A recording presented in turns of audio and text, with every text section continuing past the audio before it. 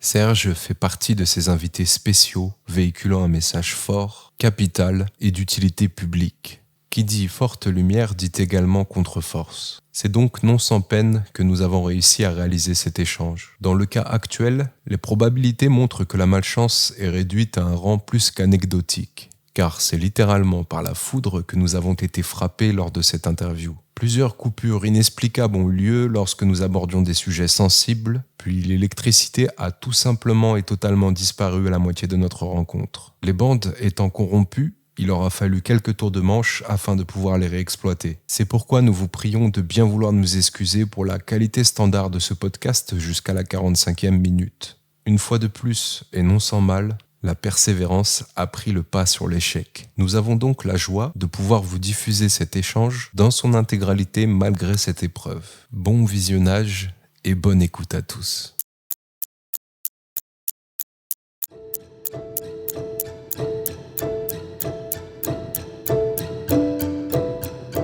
En novembre 2023, nous serons plus de 8 milliards d'êtres humains sur Terre.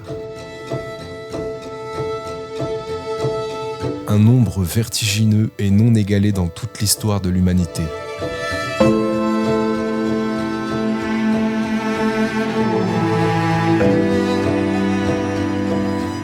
La période est donc cruciale et laisse présager un changement imminent d'ampleur planétaire, voire galactique selon certains. Serge Boutboul, écrivain, conférencier et formateur, nous accompagne lors de cette entrevue en insistant sur un point. Cette incarnation serait spéciale, différente des précédentes et impliquerait de nombreuses métamorphoses, tout de suite, ici et maintenant. Installez-vous confortablement et préparez-vous à un échange pas comme les autres sur Âme Dessine, la plateforme quantique et holistique.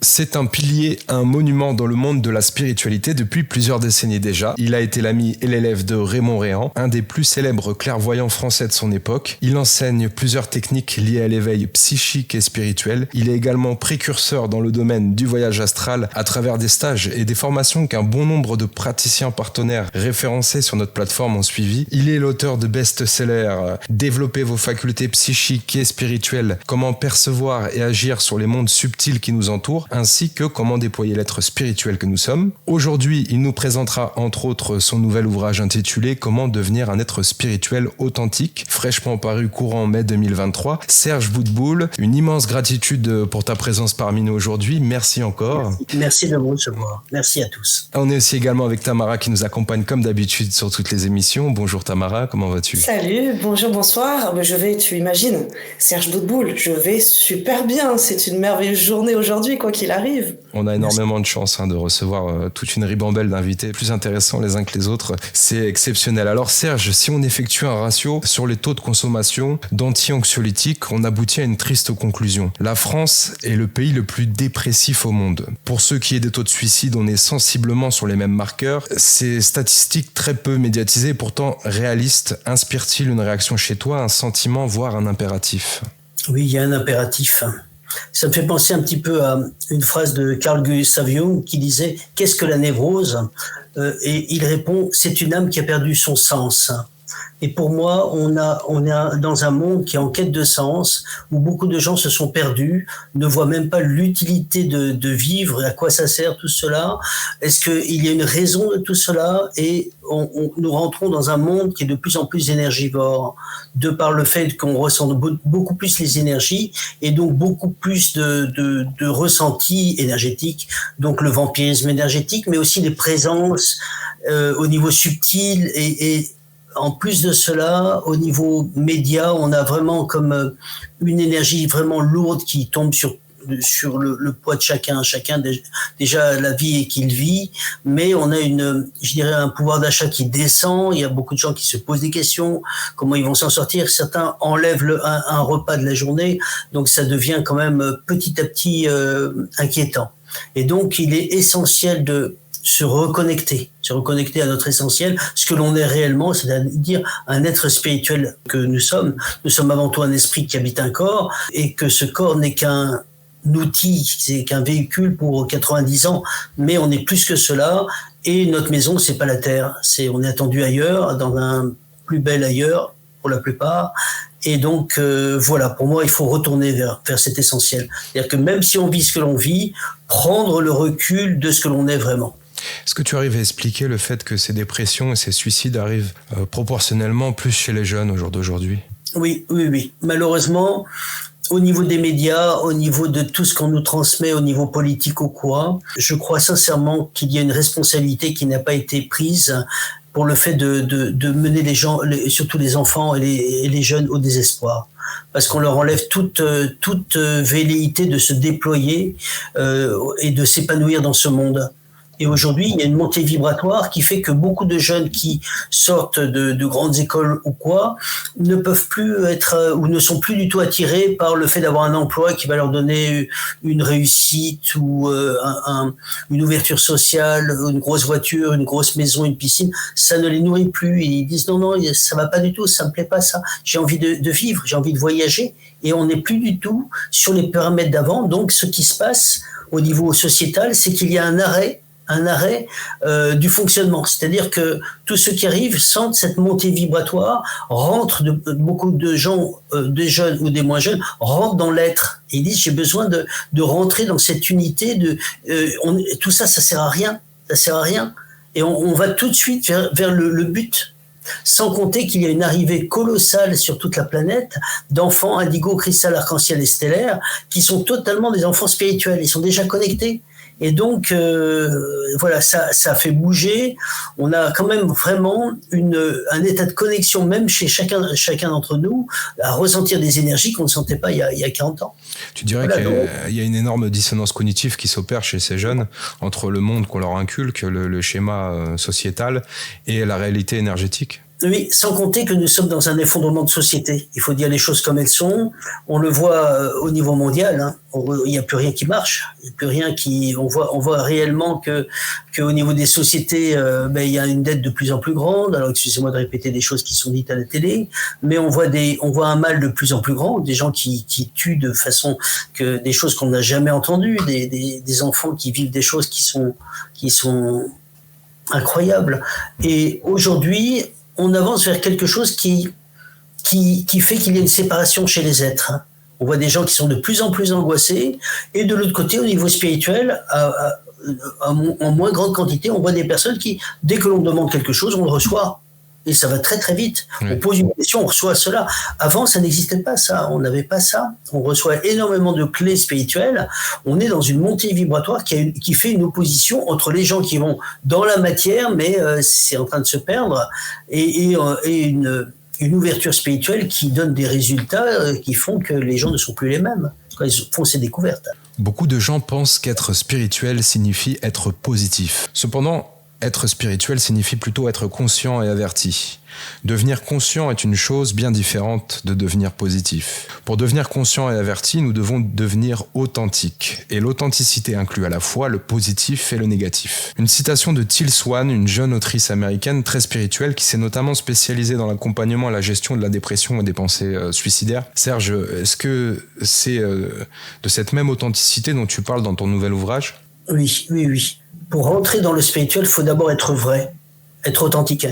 Malheureusement, le livre va sortir pas à fin mai, il est encore reculé, il va être plutôt à fin août, parce que les livres, les lancements se font selon des dates données, et fin mai, les gens sont plutôt dans l'esprit, fin mai, juin, ils sont dans l'esprit des vacances, donc ça sera fin août, début septembre, malheureusement.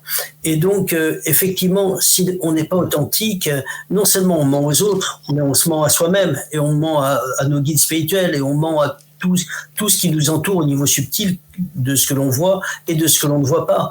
Alors que quand on rentre dans une authenticité, c'est le signe que l'on veut être vrai. c'est le signe qu'on veut être pur, c'est le signe qu'on est auto-gardé, on fait attention à nos intentions, on fait attention à nos pensées, fait attention à nos paroles et nos actes. Et en fait, comme dit une certaine expression, l'être spirituel se garde lui-même. Et le fait d'être authentique, c'est nous par rapport à nous, mais ceux qui font du faux semblant, ils portent un masque ou quoi, ça ne dure pas longtemps, parce que cette montée vibratoire est très dure pour ceux qui portent des masques. On a déjà beaucoup moins d'énergie qu'on ne devrait avoir, et ces temps actuels sont très, très denses. Tu parles de masque au sens figuré ou au sens propre? Au sens, on nous a fait porter des masques physiquement, ouais. Propre, mais au sens figuré, il y a une chute tombée de masse qui est terrible. On est pour moi dans cette période que l'on appelle l'apocalypse. Alors attention, apocalypse, je ne veux pas dire fin du monde, loin de là. Apocalypse veut dire en grec révélation. Et c'est une période de révélation. Et on voit toutes ces personnes qui mentent dans le petit écran. On a l'impression d'assister à une scène de théâtre où on se moque des gens, quoi. Mais partout, dans le monde entier. Mais il y a un changement qui est là, et on s'aperçoit que tous les axes sont à refaire. C'est-à-dire que ce soit l'éducation, que ce soit la politique, que ce soit l'économie, que ce soit les finances. Même les grands pontes au niveau économique disent qu'il faut arrêter ce système-là, parce que on est sur du faux argent. On voit l'éducation, on a des personnes qui sont perdues, une jeune femme qui a écrit un livre il y a quelque temps qui dit mais l'éducation nationale, on n'est plus en train de former, on est en train de garder, et c'est en train de sortir. Alors ça fait toutes sortes de scandales, mais ça met la lumière sur bien des failles. C'est tout, mais même le climat, on n'a plus de climat, on va avoir un été caniculaire probablement. Donc là on est en train de dire mais il va nous manquer de l'eau, et qu'est-ce qu'on apprend, mais ce n'est pas dit officiellement, que la France a vendu une partie de son eau de réserve. 2 800 000 mètres cubes, soit la consommation annuelle de la France courant 2022. Voilà. Et ça a été vendu à l'étranger. Et tu te dis, mais qu'est-ce qu'ils font? Je ne comprends pas. Voilà. Et qu'est-ce qui fait la force d'un pays? C'est d'avoir de l'or. Et qu'est-ce qu'on apprend? On apprend que les présidents précédents ont vidé une partie de la réserve. Tout est comme ça.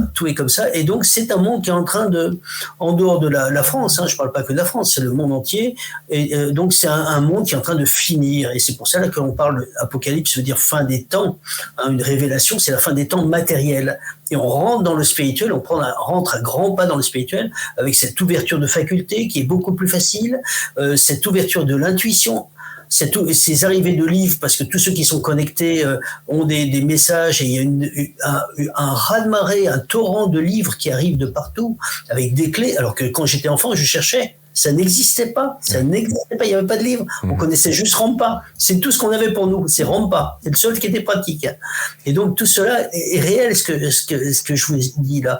Et donc on a maintenant une problématique de discerner parmi toutes les clés qui sont données, quelles sont les clés essentielles des clés secondaires. Et celui qui a une clé secondaire va faire comprendre qu'il a une clé essentielle.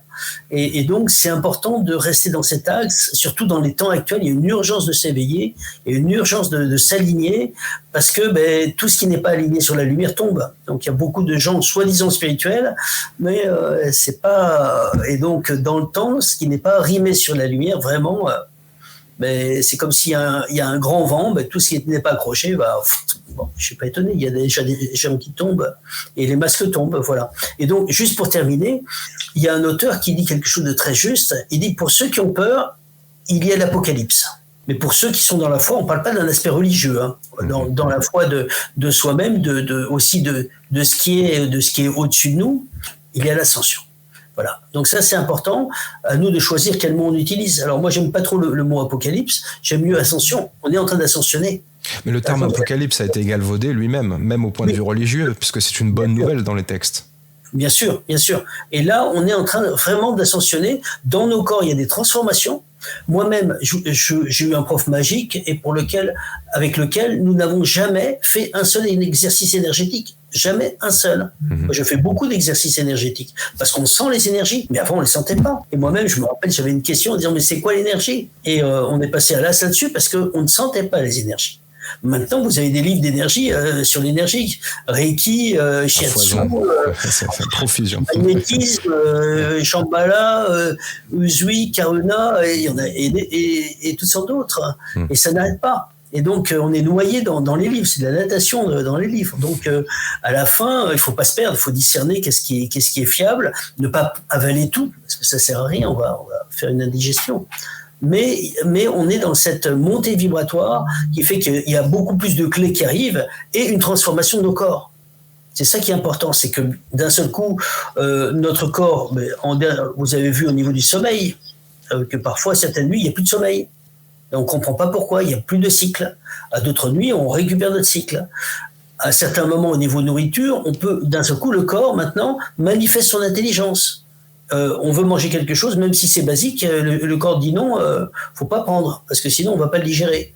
Alors qu'avant, on mangeait ça, voilà. Et bien d'autres choses encore. J'aimerais qu'on revienne un petit peu sur ce mot, justement, authenticité. Donc, tu l'as dit, on est arrivé à ce paroxysme de tout un monde créé sur du faire pour avoir, avec cette grande invitation à être. Ça fait partie aussi de nos phrases clés sur un des signes, le 21e siècle, sera spirituel ou ne sera pas. Et il y a ce mot qui vient entre les deux, authenticité, parce qu'on a en même temps cette émergence, on peut l'appeler comme ça, de la spiritualité. Mais comme tu l'as très bien dit, il y a de tout. Il y a à boire et à manger. Il y a presque trop d'informations.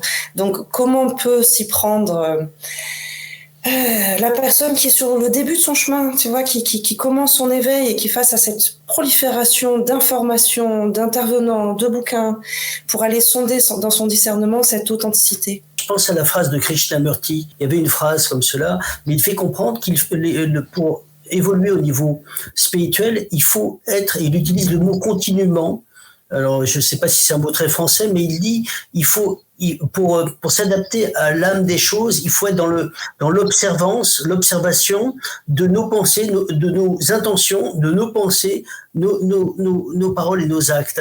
Et c'est dans cette observation où on rectifie ce qui n'est pas droit, où on va rentrer dans une plus grande authenticité. On va se rectifier, on va s'ajuster. Et donc, je ne sais plus si c'est pas Lao Tzu ou Confucius qui disait « Écoute l'homme qui se corrige lui-même ». Et ça, c'est important, parce que si on n'est pas dans cette authenticité ou cette recherche, eh bien, il va y avoir un petit peu l'ego qui va être là, les autres, je passe avant, bien sûr, évidemment. Quand on rentre dans le chemin spirituel, les autres, on se met au même niveau que les autres.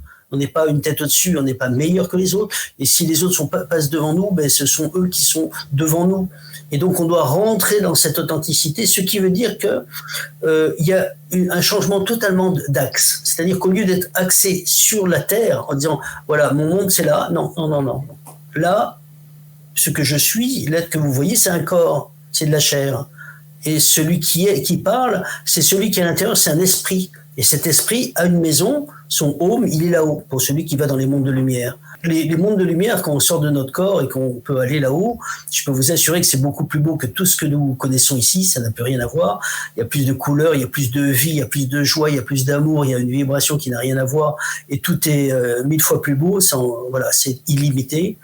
Et donc, ici, on n'est que de passage. Et donc, si notre axe est vraiment spirituel, notre axe, c'est là-haut. Donc, on va tout adapter par rapport à là-haut. Dans nos actes, on va dire attention, si je fais les choses par rapport à ici et que je dépends que de mon corps, autant en profiter, d'embêter les autres et d'écraser tout ce qui m'embête. Mais si je raisonne en tant qu'être spirituel, je vais raisonner autrement. Parce que je sais qu'après la mort, ça continue. Et donc, je vais tout faire pour que je me prépare un bon passage là-haut et j'emmène tous ceux que je peux emmener vers le ciel, s'ils veulent bien suivre le chemin. Qu'est-ce que tu penses de ce mouvement spirituel qui émerge peu à peu, qu'on voit émerger depuis plusieurs années et qui prétend tout simplement que là-haut c'est un piège, que le tunnel de lumière c'est un piège où nous attendent des shapeshifters, des reptiliens, des extraterrestres qui sont là expressément pour nous faire réincarner. La fameuse théorie de la Terre-prison qu'on a entrevue avec Michel Ribes et énormément d'autres ufologues, j'allais dire aussi, comme Marc Gray ou comme Pam de Thiers RAND. Est-ce que tu as déjà entendu parler de cette fameuse théorie déjà ? Non, mais je dirais simplement, à partir du moment où on monte en vibration, les mondes de lumière sont des mondes de lumière. Après, à vous d'écouter votre cœur. Mais ne vous trompez pas, c'est lui qui va décider ce qui est vrai de ce qui est faux. Plus on est dans l'authenticité, plus notre intuition, qui va devenir à un certain niveau un discernement, va vous montrer, au-delà du voile des apparences, ce qui est vrai de ce qui est faux. Et aujourd'hui, on a beaucoup de mirages, beaucoup d'auteurs qui sont des mirages. Ils vendent quelque chose qui n'est pas de la vérité. Et vous le verrez à travers vos expériences. Mais qu'est-ce qui va nous permettre que ceci devienne un véritable radar et nous permettre de repérer ce qui est juste de ce qui n'est pas juste? Votre authenticité. Parce qu'à partir du moment où on fait tout pour s'aligner, là-haut, on fait tout pour guider nos pas. On va empêcher que l'on ait les mauvaises rencontres. On va empêcher que l'on ait les mauvais livres, etc.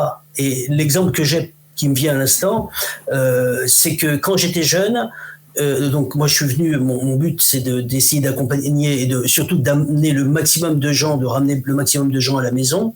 D'autres n'ont pas ce même but, ils ont le but inverse. Ils servent une autre direction. Ils sont mal inspirés ou tu penses qu'ils sont tout simplement consciemment dans un... Les deux. Tout existe. Mais je pense que la plupart n'ont pas conscience que malheureusement, ils ne vont pas forcément du bon côté de la force. Mais je pense qu'ils ne le font pas exprès.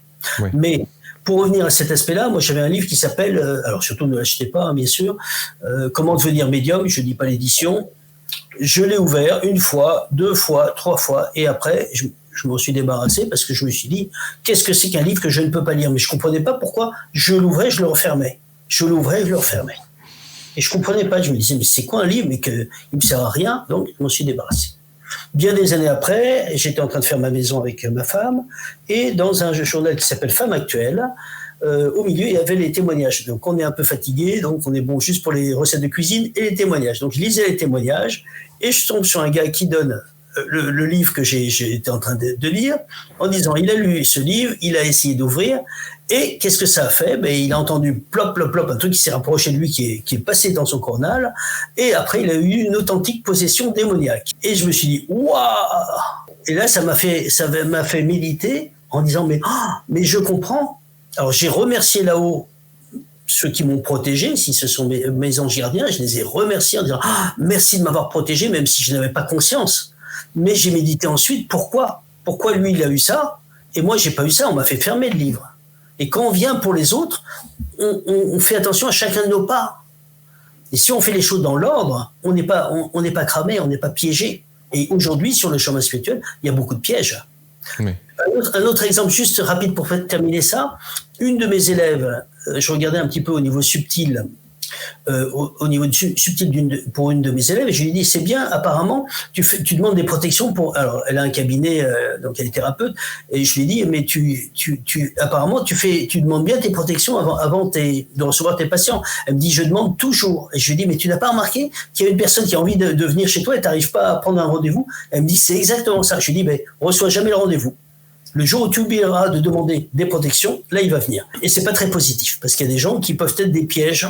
Ils ne savent pas ce qu'ils portent, mais si la personne n'a pas demandé de protection, qu'est-ce qui se passe pour le thérapeute? La thérapie va être catastrophique. La thérapeute va se retrouver épuisée, même vidée de son énergie, alors que si elle était connectée, elle était protégée, eh bien, déjà, elle n'est pas vidée parce qu'elle est connectée et protégée, 2, le rendez-vous ne se fait pas. Et donc, voilà. Et on voit que ceux qui font le chemin, ceux qui demandent des protections, ceux qui utilisent, entre guillemets, la prière, on ne parle pas d'un aspect religieux, évidemment, c'est-à-dire qu'il demande des protections, reçoit ces protections. Alors, je me mets un petit peu à la place, je vais me faire un tout petit peu l'avocat. Bien sûr, j'entends et je reçois, on entend aussi cette notion de synchronicité, d'accueillir avec le cœur et non plus avec le mental ou l'ego. Donc, c'est plus le petit moi qui vient décider, mais qui accueille aussi ce qu'on présente sur le chemin, savoir le cueillir, tout ça. Je me fais volontairement un petit peu l'avocat d'autres personnes qui seraient peut-être pas à ce niveau de conscience ou de fréquence, dire oui, mais c'est facile pour toi, Serge, toi t'es aidé, toi t'es guidé. Je suis désolé, j'étais au même stade que tout le monde. Alors bien sûr, j'avais un petit peu des acquis avant, mais quand je suis arrivé, j'avais les mêmes problématiques de mental indiscipliné, etc., de travail intérieur à faire, etc. Je suis pas monté, tapis rouge dès le début de la montagne, on glisse. Hein. Non. Non, vous voyez, sinon ça serait trop facile. On arrive les mains dans les poches et la vie est belle. Non.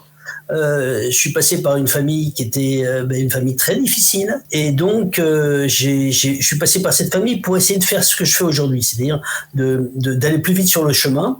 Et donc j'ai choisi une famille qui a été ma famille. Bon, voilà, je les en remercie, parce que même dans une famille de canards blancs, recevoir un canard noir, c'est pas où on est une famille de canards et on reçoit un koala, c'est pas terrible, c'est pas la même famille. Et donc voilà, j'étais dans une famille qui n'était pas, on n'était pas bon, voilà.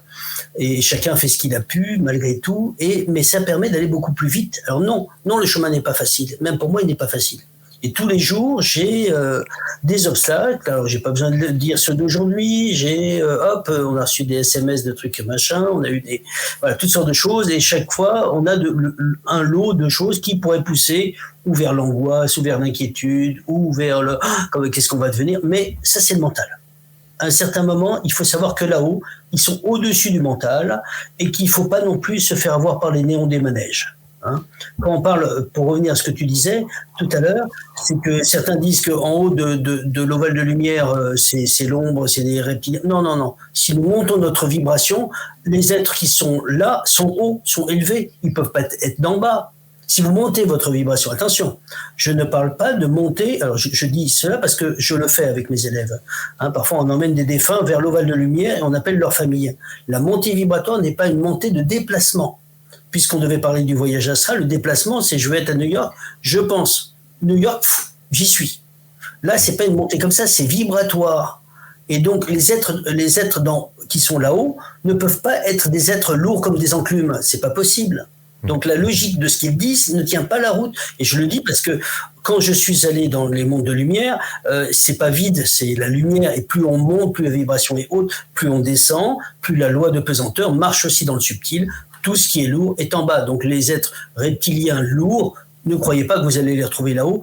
Et faites attention à ce qui est dit, parce que quand ça ne tient pas la route, c'est pas terrible et ça sent mauvais. Ouais, c'est fréquentiel. Et ce dont tu parlais tout à l'heure, en fait, c'est une sorte de garde-fou qui s'active quand on est à une certaine fréquence et qui, malgré nous écarte d'éventuelles embûches. Malheureusement, il y a ce que l'on appelle des contre-forces et toutes ces personnes qui donnent des fausses infos, eh bien, c'est aussi une épreuve pour ceux qui marchent sur le chemin. On peut pas dire que c'est un chemin qui est tout rose, tout facile, bien sûr, mais on apprend ainsi à repérer.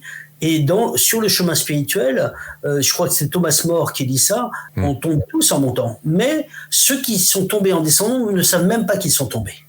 Donc, faut accepter de tomber. Et quand on écrit des livres tels que le développement des facultés, eh bien, on fait une expérience, on dit, ah ben non, elle n'a pas marché, est-ce que c'est bon, pourquoi? On se pose des questions, il y a un doute de construction, il y a un doute d'annihilation, mais il y a un doute où il faut se poser les bonnes questions.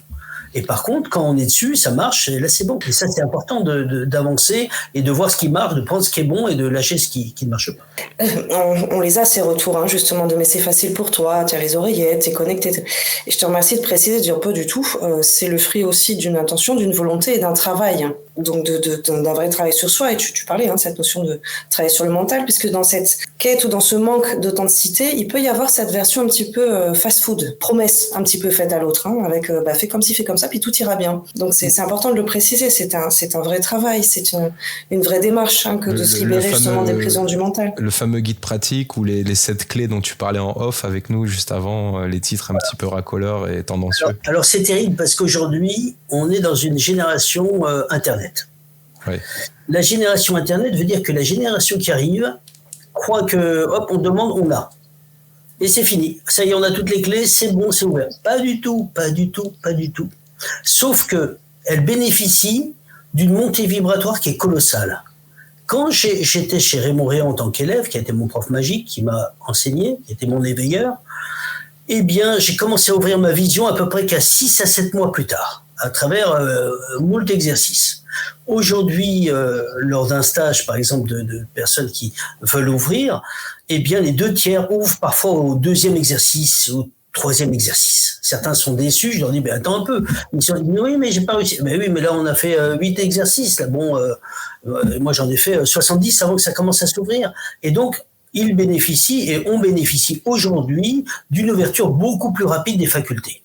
Après, celui qui n'est pas dans l'authenticité risque d'avoir des facultés qui vont pas être totalement justes parce qu'il n'est pas dans la vérité à l'intérieur de lui. S'il n'est pas dans la vérité là, comment il peut voir la vérité au-delà du voile de l'apparence des autres et de ce monde? On ne voit que cela que si déjà on a fait la transparence là.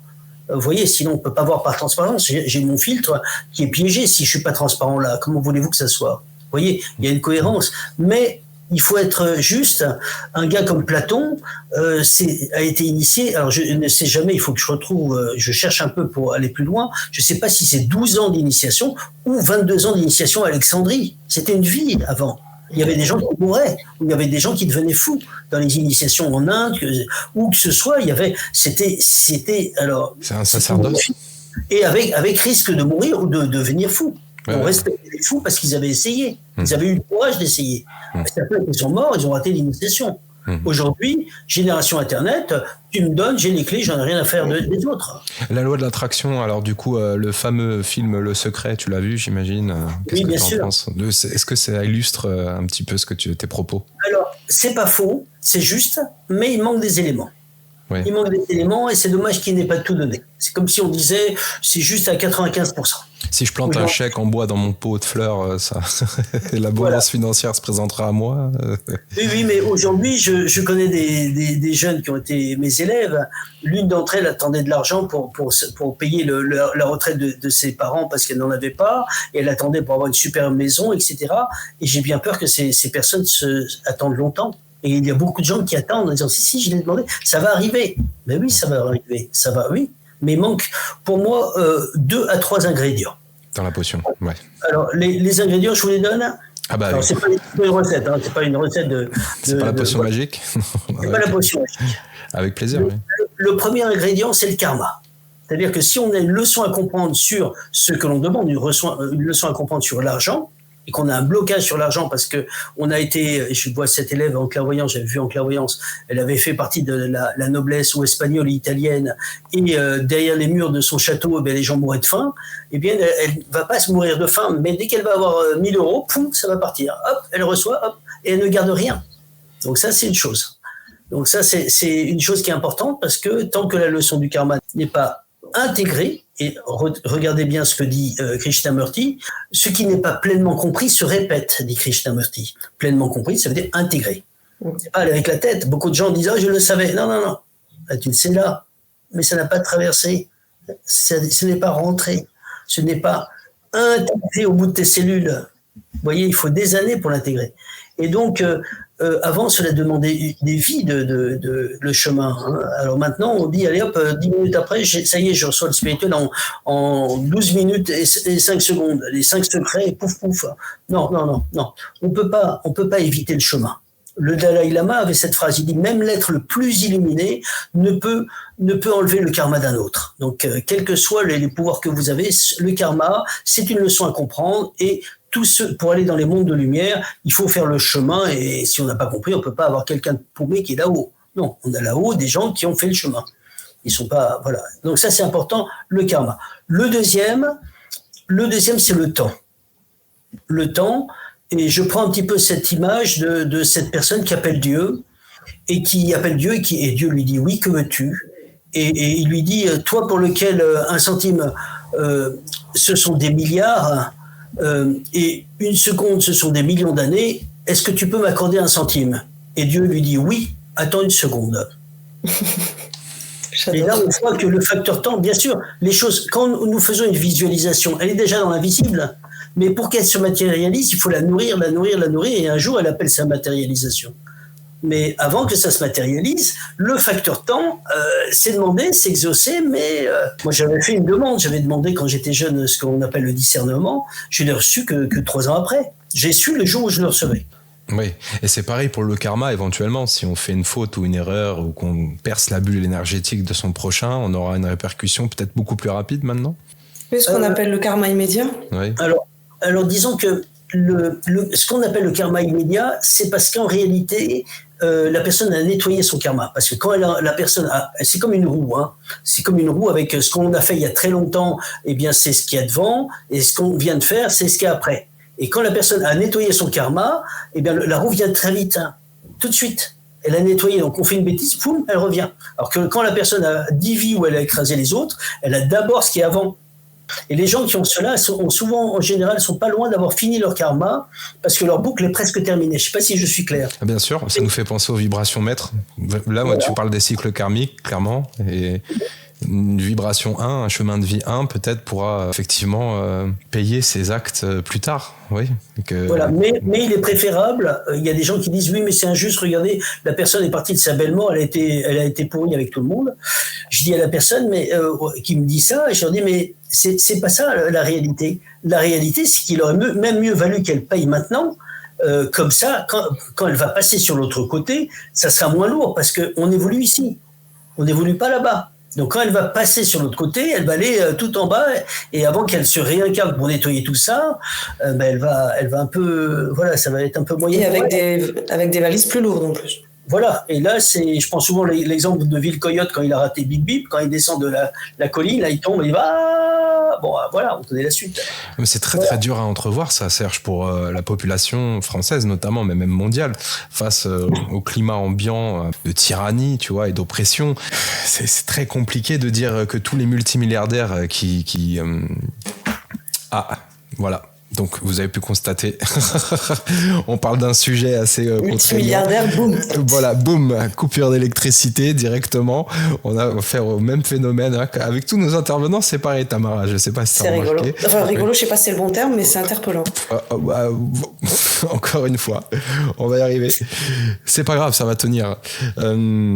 Effectivement, oui, donc par rapport à ce climat délétère, le fait est de dire que, écoute, le multimilliardaire qui a un fonds de pension et qui a servi et inféode tel ou tel état, j'aimerais pas être à sa place. Ah oui, mais regarde, il a quand même un garage avec 6 Lamborghini, 4 Porsche et 3 villas avec maison sur pilotis aux Bahamas, à Bali, etc. Ah mais regarde, il a une vie assez dorée, etc. Et c'est là où effectivement, il faut une certaine fréquence. Enfin, on est loin encore de cette majorité de la population, de cet éveil des consciences par rapport au fait de se rendre compte que c'est pas tout en fait, c'est pas une finalité. C'est sûr, mais le problème c'est que la conscience est exigeante. Et même le multimilliardaire qui a le tapis rouge, qui arrive dans des hôtels de luxe, ça m'est arrivé en entreprise ou quoi, d'apercevoir des choses comme ça, mais à la fin, même si on nous met le tapis rouge, que c'est bon ce que l'on a dans l'assiette ou quoi, à la fin on le regarde plus. La conscience réclame plus. Et le problème qu'il y a, c'est que ces gens-là, à un certain moment, n'arrivent plus, à force de voir toutes ces choses-là, à s'émerveiller.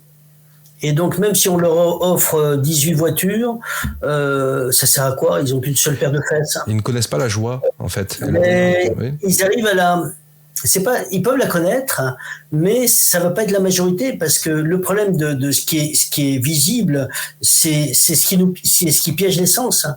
Et le bonheur, c'est à l'intérieur.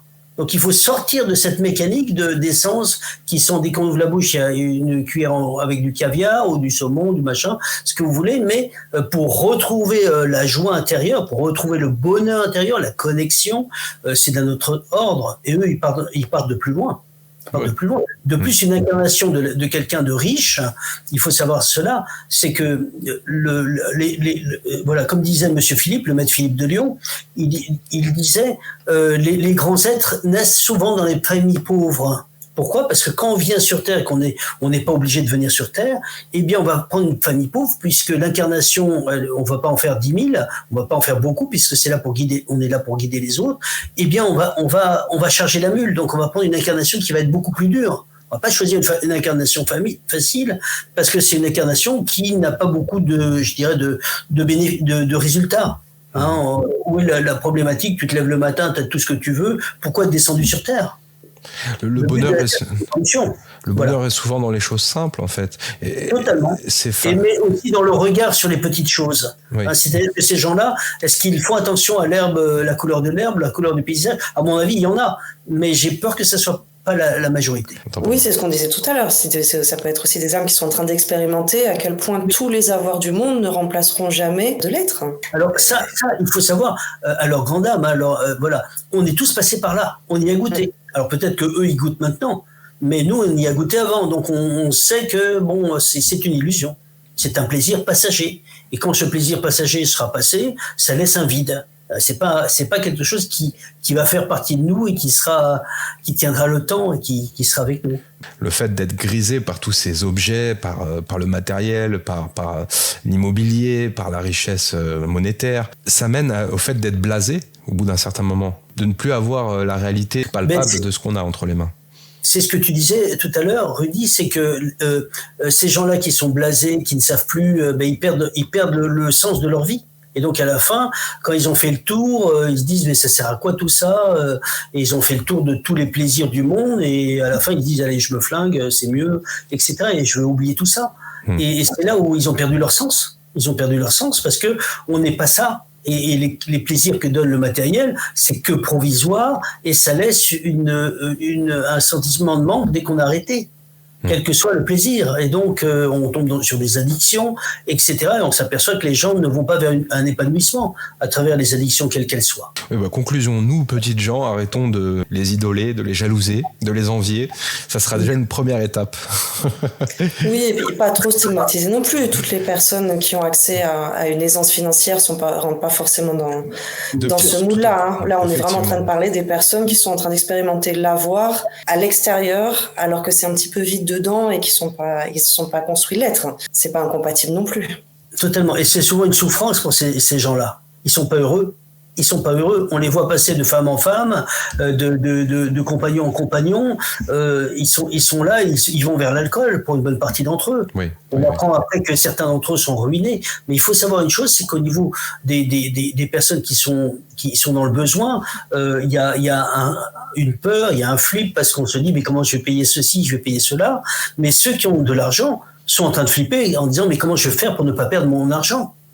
On a vu Bernard Arnault qui, d'un coup de baguette magique, a perdu 11 milliards en quelques temps. On a vu Elon Musk qui a perdu je ne sais pas combien, une somme colossale, etc.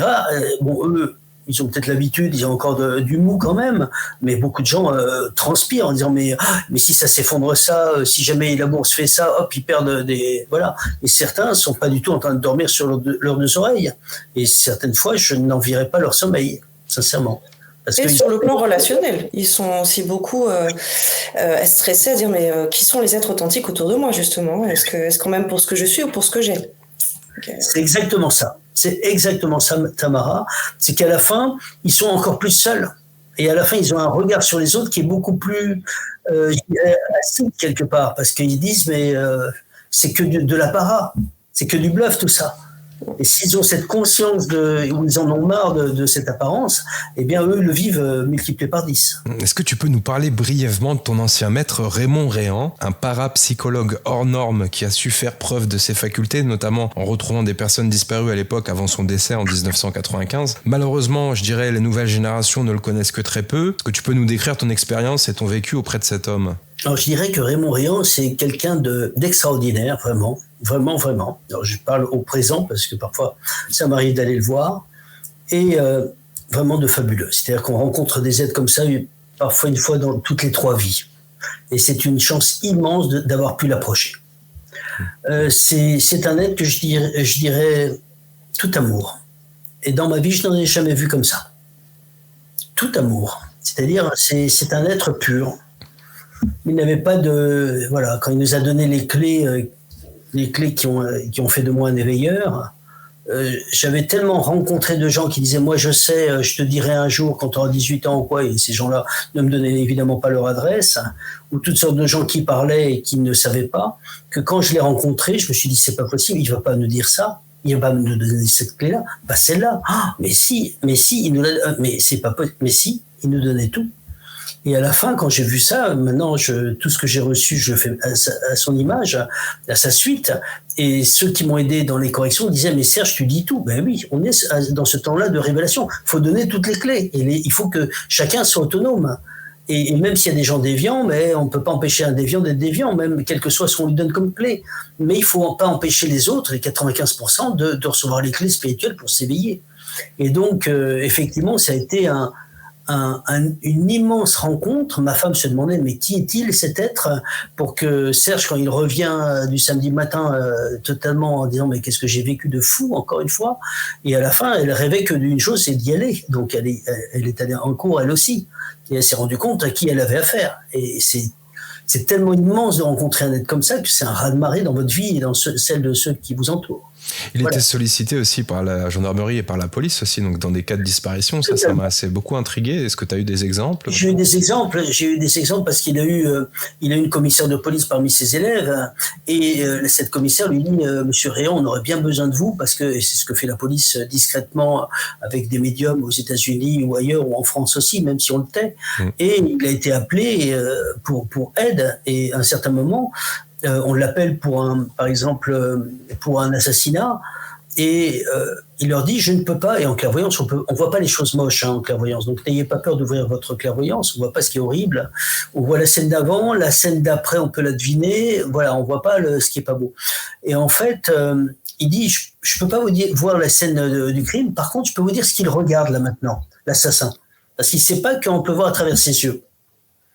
Alors les inspecteurs ont dit, oui, bien sûr, on veut savoir. Il leur dit, vous voyez, il est en train de regarder à la fenêtre apparemment il est en haut d'un immeuble, vous voyez, apparemment ça ressemble à Paris, et en bas de la rue, il y a une boulangerie, et la rue est barrée. Et donc le préfet qui l'a fait venir, je crois que c'était un préfet, ou le sous-préfet, qui l'a fait venir, a demandé une recherche en demandant quelles sont les rues qui sont barrées, et pour lesquelles le barrage est à côté de la boulangerie. Ils sont arrivés au 6e étage, haut les mains, ils ont attrapé le gars qui doit aujourd'hui se poser la question comment ils ont fait, pour le trouver. Voilà. D'accord, c'est exceptionnel. Effectivement, on a des expériences du genre aux États-Unis avec les remote viewers, ceux qui voient à distance, la science de l'intuition, en quelque sorte. Alors si tu me permets, Rudy, oui. On parle de la science de l'intuition. J'ai vu qu'un auteur avait écrit ça. Pour moi, il y a une erreur. Je suis toujours scotché de voir ce livre que j'ai dans ma bibliothèque aussi, mais c'est pas l'intuition. Le terme n'est pas adéquat. Le terme n'est pas approprié. Pas du tout. L'intuition, ça n'a rien à voir. Là, c'est du remote weaving et il peut se déployer dans deux aspects. C'est de la bilocation ?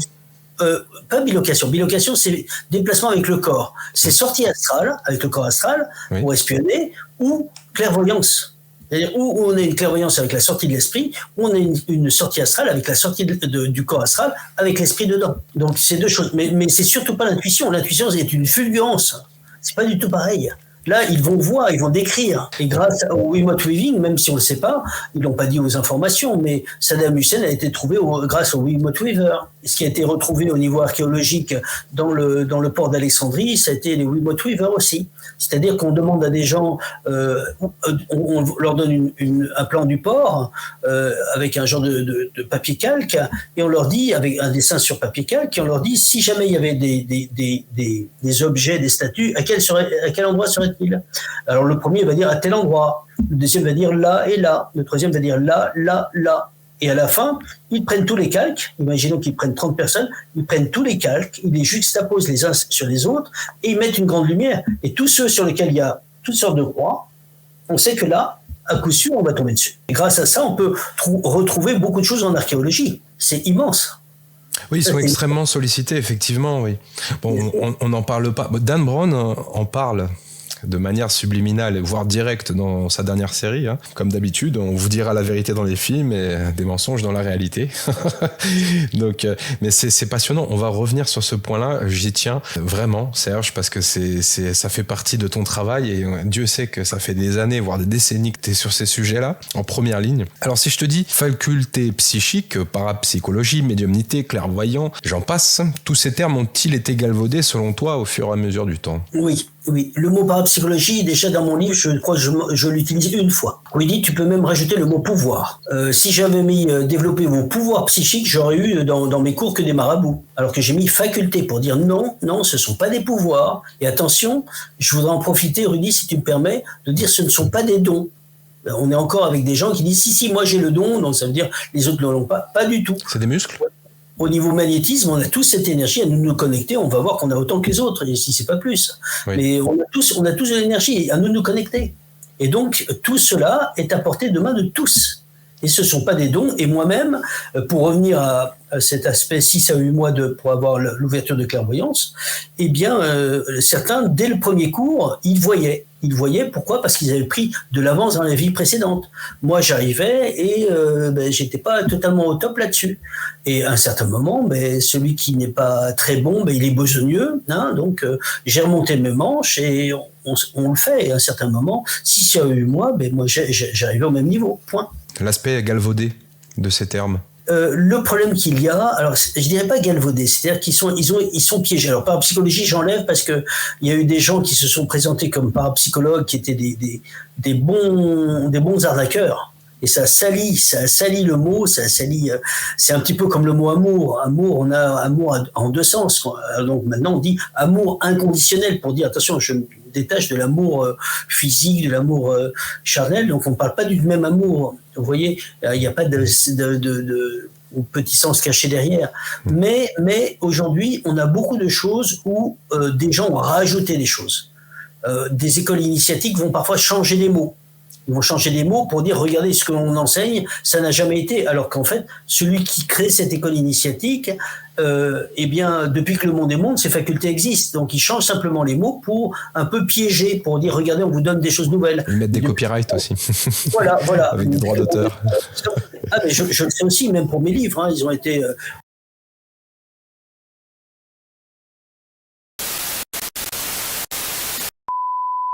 Eh bien, de retour à l'antenne. Effectivement, c'est la magie, non pas du direct, mais du différé. Certains nous demandent pourquoi vous faites des enregistrements. On fait des enregistrements pour ces mêmes raisons. Comme vous avez pu le constater en début d'émission, nous avons eu énormément de coupures, des coupures d'électricité. Ce qui est assez étonnant, c'est que pendant ces coupures, en première partie, il y a eu toutes les machines qui se sont éteintes, c'est-à-dire les appareils électroménagers, les accessoires, etc., la lumière, sauf l'ordinateur et le modem fibre. Et également le matériel, c'est-à-dire le micro, la caméra, etc. Pendant plusieurs fois. Et au bout d'un moment, le couperet est tombé et là, c'était le noir. Le noir total, le noir complet, ce qui fait que si on avait été en direct, ça aurait été très compliqué. Donc, on reprend aujourd'hui la suite de cette interview. Serge, merci beaucoup d'être encore parmi nous. Alors, tu nous en parlais en off. Qu'est-ce qui peut justifier ce genre d'ingérence, j'ai envie de dire? Alors, dès que nous faisons quelque chose vraiment au niveau spirituel pour les personnes, eh bien, de manière subtile, nous créons en nous-mêmes une brèche. Parce que si ces personnes-là sont un petit peu affiliées au bas astral et que le bas astral les tient, à partir du moment où on tend la main, ça fait bouger un petit peu le cocotier quelque part. Et donc, il peut y avoir des contre-forces. Et vu que nous sommes protégés, ça ne va pas aller sur nous, mais ça va aller sur notre matériel. Ça va nous empêcher de fonctionner, que ce soit au niveau des micros ou quoi que ce soit. Par exemple, pour ce que j'en connais, pour ma part, pour mes livres, mon éditrice qui est sur un Mac se dit tiens, qu'est-ce qui se passe, les fichiers, l'ordinateur déconne, et elle regarde, dit je suis sur les fichiers de Serge, c'est normal. Pour mon premier livre, il y a eu tellement d'attaques, mais c'était monumental, c'est-à-dire que je faisais des sauvegardes toutes les 10 minutes. Et à chaque fois, l'ordinateur s'éteignait en disant est-ce que vous récupérez le fichier, il est peut-être abîmé ou pas, ou endommagé. Je disais oui, je récupère parce que sinon on va pas. Et à chaque fois, je faisais des sauvegardes sur sauvegarde au point d'avoir fait le point de ce qui traînait dans mon ordinateur en tant que dans l'unité centrale, dans le disque dur, j'avais 48 fichiers. J'avais des piles à ce moment-là, on était sur le CD, il n'y avait pas encore le DVD. J'avais des piles entières. Ça a été délirant, quoi. Et j'avais des robinets qui s'ouvraient. J'avais l'ordinateur de l'illustratrice qui est mort d'un seul coup. Mon imprimante est allée chez Epson France. Mon ordinateur chez Azustec en Hollande. Il y avait apparemment pas de panne. Et dès que j'ai commencé le deuxième livre, ploum, il a implosé. Alors qu'il revenait de Azustec. Voilà, et je me suis dit, waouh, s'il faut 48 portables pour arriver à écrire un livre, voilà. Mais ça arrive quand on essaie de faire le maximum de bien pour les personnes et que on fait le bien, pas on fait semblant de. Parce que si on aide la personne à sortir de ce qu'elle est, si elle est assujettie à... J'appellerais ça des contre-forces, parce qu'il ne peut pas y avoir les anges sans qu'il y ait une contrepartie en face, il y a toujours une polarité. Eh bien, cette deuxième partie risque de bouger. Donc, il ne faut pas en avoir peur, parce que sinon on peut aider personne, hein, bien sûr, et on est très content de nous-mêmes d'avoir été aidés quand c'était notre tour. Mais il faut savoir que faut pas s'en étonner. Ça fait partie du jeu. Bon, voilà. Pour le cas, simplement pour mon histoire, pour le troisième livre, comment déployer l'aide spirituelle que nous sommes, je savais que je ne serais pas embêté, j'avais l'information que je ne serais pas embêté sur les textes, comme ce qui s'était passé pour les autres livres, mais que je serais embêté pour les dessins. Alors je me suis dit, bon, qu'à cela ne tienne, hein, bon, On verra ça plus tard. Quand j'aurai fait les textes, je me disais, c'est du pipi de chat, là, ça va se faire tout seul. Eh ben non, ça s'est pas fait tout seul du tout. J'ai dû faire appel à 12 dessinateurs les uns derrière les autres, et c'était un délire, hein, un délire. Fallait le voir pour le croire. Hein, l'anecdote, c'était quoi? C'était que il y avait une élève qui me disait, oh, je dessine, j'ai l'habitude. Alors je lui dis, ben envoie-moi des dessins de personnes. Elle m'envoie des coccinelles. Bon, ok. Une autre m'avait envoyé, alors elle n'était pas sur ordinateur, et je lui ai envoyé les esquisses. Et donc il y avait une femme qui était dans mon livre, le dessin de la femme qui déprime, donc elle est dans son lit et son corps astral va dans le bas astral suite à sa vibration basse et elle revient avec des parasites, etc. Et j'avais mis la personne en esquisse avec le drap là, ici. Et le dessin qui m'a été retourné, c'était une femme qui était en nuisette et qui était dans cette position-là. Et je me suis dit, oh là là, Serge, tu penses mal. J'étais un peu embêté de ça en disant, mais... Et on est en stage et je vois une de mes élèves qui passe et je lui dis, oh, est-ce que Lucille, viens voir, qu'est-ce que tu penses de ce dessin? Et elle se met à éclater de rire en voyant ça et je me suis dit, bon, ça y est, ok, bon, je pensais bien. Donc ça faisait vraiment, tu viens chérie ou un truc comme ça. Mais c'était délirant, c'était des distorsions de toutes sortes. Quelqu'un qui savait dessiner n'y arrivait pas. Quelqu'un qui faisait des dessins style Beaux-Arts, je l'ai vu. Il faisait des dessins. Il a fait la Vénus de Milo. Il m'envoie un dessin. C'était un dessin d'adolescent avec un Hulk qui avait des bras forts et des petits pieds. Je me suis dit, mais c'est quoi? Il n'arrive même pas à dessiner. Et en finale, j'ai pris une professeure de dessin, une professeure qui enseigne le dessin. Et je lui ai dit non, pas des mangas, donc elle m'a fait des gros yeux. Donc le premier dessin était parfait. Donc elle m'a fait un devis de 1200 € pour 40 dessins. Et en fait, il n'y avait rien qui sortait. Elle n'y arrivait pas, ça vrillait. C'est des interférences. Oui, des interférences. Et à la fin, je lui ai dit, écoute, on va s'en arrêter là, tu m'as donné un 10% parce que tu n'as pas pu faire ça. Et elle me dit, non, je les ai passés sur tel dessin. Et je voyais même pas un trait qui avait changé, même pas un trait. Et elle me ramène les esquisses et je vois qu'elle a son chariot. Elle venait faire le marché à côté de chez nous et elle avait la roue du chariot sur l'épaule. Et je regarde son chariot et je me suis dit, ah, ça c'est un signe, c'est une affaire qui ne roule pas. J'ai parlé à mon éditrice, qui est très fine et j'ai l'habitude avec elle. Elle me dit, mais Serge, tu n'as pas compris que c'était à toi de les faire. Et donc vibratoirement, tous ceux qui avaient un petit problème vibratoire, poum, voilà. Ah, effectivement, donc c'est moi qui ai dû faire les dessins ou plutôt les accorder pour que ça arrive à faire ce que je voulais faire. Voilà. Là, en l'occurrence, on a déjà abordé énormément de sujets assez controversés, assez contraignants. Il faut savoir que les bandes étaient complètement corrompues, donc que j'ai passé plusieurs heures et que finalement j'ai réussi à sauver la première partie qu'on a pu enregistrer ensemble. Mais néanmoins, il a fallu un petit peu de persévérance et d'acharnement. Donc voilà, on en était justement à ces fameuses facultés psychiques, parapsychologiques, médiumniques, etc. Et on parlait du fait qu'elles étaient galvaudées. J'allais te poser une autre question par la suite. Est-ce que tu justifies pour autant la lutte acharnée du pouvoir en place via certaines associations telles que la Mivludes, nous renvoyant vers une sorte d'inquisition 2.0? Alors, la Mivlude, elle a une particularité, c'est qu'il n'y a pas plus sectaire que les gens de la Mivlude. Le problème qu'il y a, c'est qu'ils ont tellement de... Voilà, c'est posé par l'État et ils ne sont pas attaquables. C'est-à-dire que si quelqu'un arrive en très haute position, j'ai mon éditrice qui m'a demandé si j'avais été attaqué là-dessus, et je lui ai dit non, pas, et je touche du bois, et elle me dit, mais à un certain niveau je dirais où on est connu, on est célèbre, on touche beaucoup de monde, à un certain niveau, ils nous attaquent pour descendre. Et donc, à ce moment-là, la personne est attaquée comme secte, et à ce moment-là, tout s'effondre. Tout s'effondre parce que les gens disent c'est une secte et après on sort, il n'y a pas de fumée sans feu, sauf que la Mivlude, elle a fait ça avec la mort ou je ne sais pas quoi, ils viennent, ils enlèvent les ordinateurs, il n'y a rien du tout et la personne ne peut pas porter plainte pour dire vous m'avez sali, vous m'avez piégé, vous avez cassé tout ce que l'on a fait alors que vous n'aviez pas de justificatif et on ne peut même pas savoir qui a dénoncé la mort, par exemple, qui est la Rose-Croix, l'une des Rose-Croix en France, mais il n'y a pas de possibilité de porter plainte, on ne peut pas porter plainte. C'est-à-dire que c'est que dans un sens. Ils attaquent, on est attaqué, on est cassé et c'est fini.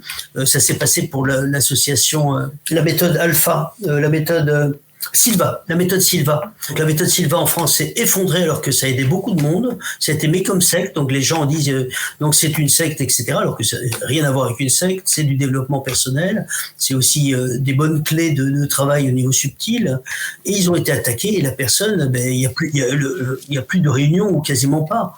Pourquoi ? Parce que voilà, ils ont été attaqués. Quand la personne a voulu savoir mais qui a dénoncé la méthode Silva, elle n'a jamais eu de réponse. Et donc c'est gratuit. C'est-à-dire, on peut être attaqué, on peut être descendu. Bon, ben, c'est comme ça. Alors, le problème à l'origine, c'est que l'État voulait piéger la scientologie. Et en même temps, ça ne peut pas être puisque la scientologie a été déclarée comme église. Alors, église aux États-Unis, donc église veut dire pas d'impôt pour eux, c'est que du tout bénéf. Hein. Et en même temps, ils ne peuvent pas attaquer la scientologie, donc ils en ont profité pour attaquer tout ce qui était plus ou moins spirituel. Donc en même temps, tout ce qui était médecine parallèle en même temps, l'homéopathie en même temps, toutes les plantes, ceux qui s'occupent des plantes aussi, sont la phytothérapie, etc. L'herboristerie, on a attaqué aussi la kinésiologie qui a été attaquée. Bon, effectivement, s'il y a des kinésiologues qui vont à l'opposé des diagnostics médicaux, c'est gravissime, quoi. C'est inacceptable, évidemment. Mais c'est pas l'arbre qui cache la forêt. Il faut quand même pas se tromper parce qu'il y a un déviant. Alors, souvent, certains profitent du fait qu'il y a un déviant pour taper sur tout le monde. Et c'est ça le problème. On est dans une période où voilà, il y a des forces et des contre-forces. Bon. Paradoxalement, au niveau des États-Unis, il y a à peu près 30-40 000 sectes qui opèrent officiellement et là-bas, il n'y a aucune loi qui vient les contrer. Oui. En France, c'est assez différent et on a une propagande assez virulente à l'encontre des médecines alternatives, des médecines douces, des praticiens quantiques, holistiques, etc. Et le terme de secte est vite collé à la personne, alors que qu'est-ce que c'est une secte ? C'est un enfermement de l'individu, une aliénation de cet individu, et c'est une réduction, alors que quand quelqu'un fait des formations, il vient, il sort, il repart, il revient plus, où est la secte ? Tu voulais revenir sur un sujet assez important par rapport à ce fameux piège du tunnel de lumière, par rapport à cette fausse lumière, par rapport à cette peur, à ces doutes, à ces craintes que beaucoup ressentent suite aux propos engagés par énormément d'intervenants et de youtubeurs et de conférenciers qui représentent, selon Cyril, un mouvement plutôt gnostique, selon d'autres, un mouvement plutôt, pour ma part, je pense que c'est plutôt les mouvements ufologiques qui représentent cette philosophie de pensée. Et on a reçu aussi, Serge, énormément d'intervenants qui pensent cela, qui sont, pour ma part, je pense, bienveillants, et avec qui j'ai pas mal d'affinités. Et on est les uns les autres à prêcher les uns aux autres la bonne parole et à essayer de raisonner son prochain. Et c'est pour ça que c'est un sujet prédéterminant, prédominant sur notre antenne et qui revient de manière récurrente. Parce qu'il y a ici une sorte de loup. Il y a vraiment une pierre à soulever. C'est vraiment la problématique, je pense, de la décennie. J'aimerais que tu réagisses par rapport à ça, si possible. Une chose qui est importante, c'est qu'il faut savoir que quand les gens arrivent dans l'ovale de lumière et qu'ils vivent une NDE, et déjà, il faut repérer qu'il n'y a pas un seul type de NDE, il y en a plusieurs. Il y a les NDE de lumière, mais on ne parle pas des NDE d'ombre. Donc déjà, il y a un distinguo à faire. Il ne faut pas amalgamer. Ceux qui ont été dans l'ombre, c'est-à-dire qui du côté du bas astral, ne vont pas trop le dire. Ils vont pas trop le dire parce qu'ils ont honte d'avoir vécu ça et d'avoir été en bas. Et il y a des exemples de NDE d'ombre d'un gars qui s'appelle Howard Storm, qui a vécu, qui se vantait d'être un triple athée et de dire moi je trompais ma femme et tout le monde, voilà. Et il cassait tout et il se vantait d'être, et il s'est retrouvé en bas, et en bas c'est sombre. Les plans astraux du bas sont sombres, et quand nous vivons nos cauchemars, nous sommes dans le noir, nous ne sommes pas dans le feu. Hein. Donc ça c'est important de repérer cela. Le bas astral, on est dans le noir. Et quand vous vivez vos cauchemars, est-ce que vous les vivez dans les mondes magnifiques et ce qu'on appelle les mondes de lumière, c'est-à-dire c'est pastel, c'est lumineux et voilà. Non, vous vivez dans l'ombre, dans le noir. On a l'impression d'être dans une banlieue malsaine. On veut rentrer à la maison, on peut pas parce que on sent qu'il y a un danger à droite, à gauche et on peut pas rentrer à la maison. Donc ça c'est les endroits de cauchemar. Quand nous parlons de lumière, attention, il ne s'agit pas de DF ou de NJ, il s'agit d'une lumière qui est amour. Les personnes sont enveloppées dans l'amour. Le cœur fait ça, il s'ouvre. On n'est pas dans une lumière et les gens voient les choses en deux dimensions. Et il faut voir que les choses sont vécues de l'intérieur. C'est une lumière qui rassure, c'est une lumière qui ouvre le cœur, c'est une lumière où l'âme pleure parce qu'elle dit ça y est, je rentre à la maison. C'est pas, oui, il y a la lumière là, je me redirige, c'est EDF. Non, non, non, pas du tout. On est sur un faux problème. Le problème, c'est aller plus loin dans les recherches, regardez, et vous verrez réellement que c'est pas une lumière. C'est pas simplement une lumière. On est enveloppé dans une bulle d'amour. Et le cœur s'ouvre parce on sent réellement qu'on est devant des êtres d'en haut, on est devant des êtres. À contrario, pour expliquer un petit peu, pour illustrer mes propos, il arrive que dans le bas astral, des êtres prennent, entre guillemets, ce que l'on appelle le manteau du maître. C'est-à-dire qu'ils vont prendre la forme. Et à ce moment-là, on peut avoir une apparition christique. Si intérieurement, ça fait pas comme ça, ou une apparition angélique, c'est poubelle. On dit à l'être, va-t'en. Au nom de Dieu, je te demande de partir. On le dit 3 fois. Il est obligé de partir. Mais je pense que c'est cet exemple-là qui est mis en exergue par les protagonistes dont on parle. Pourtant, en faire un cas général, c'est très dangereux, puisque alors à ce moment, bah oui, on en vient à s'écarter de la lumière absolument. Mais juste pour signaler, Rudy, c'est que si jamais c'est un être de lumière, c'est pas parce qu'on voit l'être, c'est parce que là il y a une dilatation et attention, on ne trompe pas cette partie-là. On ne trompe pas cette partie-là. C'est-à-dire que c'est pas intellectuellement, je sens que non, là c'est toutes les cellules qui s'allument parce que les cellules reconnaissent. Oui. C'est ça. Attention, on n'est pas du tout dans une démarche intellectuelle. Là, il y a ça, donc je vais par là, ou je vais par là, je vais par là. Non, c'est tout notre être. Mais attention, c'est pas que l'être physique. C'est l'âme, c'est tous les corps subtils. C'est enfin la maison, quoi. C'est pas, attention, c'est pas, tu vas raisonner comme ça. Tu raisonnes pas. Il y a plus de raison. Il y a l'être qui est totalement embrasé dans la joie de revenir à la maison. C'est pas du tout ça. Et c'est pas un petit Pékin qui prend la forme de christique ou d'un ange ou quoi, qui va tromper parce que si c'est pas le cas, le chakra se ferme. Et on va dire, mais bon, il est là, oui, ok. Là, oui, effectivement, c'est intellectuel. Là, faut fuir, là. Mais on voit que c'est là. Si ça s'est dilaté, il y a aucun doute. Il y a aucun doute. C'est pas parce qu'on voit la lumière ou pas la lumière, ça veut rien dire. J'aimerais raconter une petite anecdote pour illustrer ce que tu nous énonces. Lorsque moi j'ai eu mes ouvertures de canaux, donc au tout début, j'ai eu ce qu'on peut appeler la toute première leçon. Des plans supérieurs. Alors, l'ego était un petit peu perturbé, bien sûr. Et puis, à un moment donné, j'ai un ami qui me tire vraiment, me dit, mais vas-y, montre-moi, vas-y, fais des exercices, pratique, etc. Donc, la tension n'était pas forcément très jolie. Et puis, effectivement, il y a un être qui se présente et qui me fait faire des exercices, somme toute, pas mauvais, hein. Tu sais, un petit peu comme quand tu as les gobelets avec la petite bille à l'intérieur. Dis, bon, vas-y, tu mélanges ça. Et puis, moi, je te dirai où est la réponse et tu verras que ce sera juste à chaque fois. Donc, on fait l'exercice. Ça se révèle exact. Donc, l'ami à côté, dans la matière, est très, très content. Il dit, waouh, c'est génial, c'est super et tout.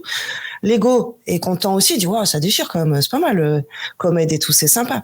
Et puis, il y a une lumière qui arrive. Alors, c'est symbolique, hein, ce que je raconte, mais pour illustrer un petit peu ce que tu dis, bleu, que moi, je voyais un petit peu comme la marraine l'a fait, tu vois, dans Cendrillon, qui a poussé cette entité en disant on va prendre le relais et qui m'a donné entre guillemets la première leçon de dire mais regarde dans quel état tu es à l'intérieur et c'est exactement ce mouvement que tu décris, dire est-ce que là tu es en ouverture, ah oui ton ego est tout content, ton mental est tout content parce que là tu performes, waouh youpi, mais regarde à l'intérieur, est-ce que tu es en ouverture ou est-ce que tu es en fermeture? Et effectivement au niveau de mes énergies, au fil de la pratique de ces exercices, j'étais toute fermée. Ce que tu nous énonces là, ça me semble être l'indicateur premier. Est-ce que ça me ferme ou est-ce que ça m'ouvre? Peut-être mon mental, peut-être ma psyché, peut-être mon ego est très content là. Ouais, je reconnais un tel. Non. L'information, elle est au niveau du cœur, elle est au niveau de ce chakra qui s'ouvre ou qui se ferme. Il n'y a pas à tergiverser là-dessus. C'est très simple finalement. La clé de la clé là-dessus, qui montre la réalité, c'est la lumière et amour. Et ceux qui, bon, alors on peut être athée, machin, mais certains disent, et la lumière était Dieu. Et donc certains vont dire, cette lumière, c'est un représentant de Dieu à travers un ange, un être de lumière ou quoi, mais que l'on pense Dieu ou pas Dieu, c'est pas grave, mais sachez simplement, la lumière, c'est une lumière d'amour. Le simple fait d'être dans cet amour, c'est une protection en soi. Donc, il ne peut pas y avoir dans cette lumière d'amour des reptiliens. Ils ne sont pas à ces niveaux-là, ils sont beaucoup plus bas. Ils ne peuvent pas monter sur des fréquences d'amour, ça les brûlerait. Il faut le savoir. Ils sont en 4e dimension, comme beaucoup le disent. Moi, je dirais qu'on rentre dans la 6e. Pour ce qui est des entités exogènes. Juste pour information, je vais vous donner un exemple parallèle. Les êtres du bas ont une densité, ils sont en bas. Ça m'est déjà arrivé un certain nombre de fois. Je le fais dans les stages exceptionnellement, pas tout le temps parce que sinon c'est une horreur pour tout le monde. C'est toujours pas facile d'aller chercher des gens. De faire monter un défunt pour l'amener à l'ovale de lumière. On appelle leur famille spirituelle pour qu'ils viennent les rechercher dans l'ovale. Comme ça, les anges viennent les emmener. Ils reconnaissent leur famille, qui soit même pas forcément leur famille spirituelle, mais leur famille de proches décédés, comme ça il les reconnaît, et ils repartent dans leur plan respectif. Ils vont pas forcément rester dans la lumière parce qu'ils sont pas au niveau de la lumière. En montant comme cela, ça m'est déjà arrivé d'avoir 2 fois des attaques d'entités sombres. Et je me suis dit, mais qu'est-ce que je fais là ? On est là, il y a l'autre qui est là, et on voit bien que c'est pas terrible. Et je me suis dit, bah tiens, je vais prendre, puisque j'y suis, je vais attraper cet être qui nous attaque. Et je l'ai empêché de faire quoi que ce soit. On est monté jusqu'à l'ovale de lumière. Et bien, le résultat était très surprenant. On avait le même principe que quand vous voyez Harry Potter avec Voldemort. Il était liquide. Il était par terre comme ça, pouf. Les êtres du bas ne peuvent pas supporter les énergies de la lumière. Ils deviennent guimauves. Et dans Harry Potter, vous avez exactement la même situation que ce que j'ai vécu. L'autre, il est là, il peut plus rien faire. Il est liquide, c'est tout. Et 2 fois, ça m'est arrivé. 2 fois, j'ai eu la même chose. Et aussi, il y a un projecteur de l'astral qui disait ça. Vous êtes dans l'astral, si vous êtes attaqué, il s'appelle Hiram de son nom de code, avec un Y, et la personne a été attaquée, il attrape la personne, il a fait monter en vibration, et l'autre se disloque. C'est tout. Donc il faut bien comprendre qu'il y a des niveaux. Si on est dans les hauts niveaux, il n'y a pas d'être du bas. Ou si vous les emmenez en haut, ils se...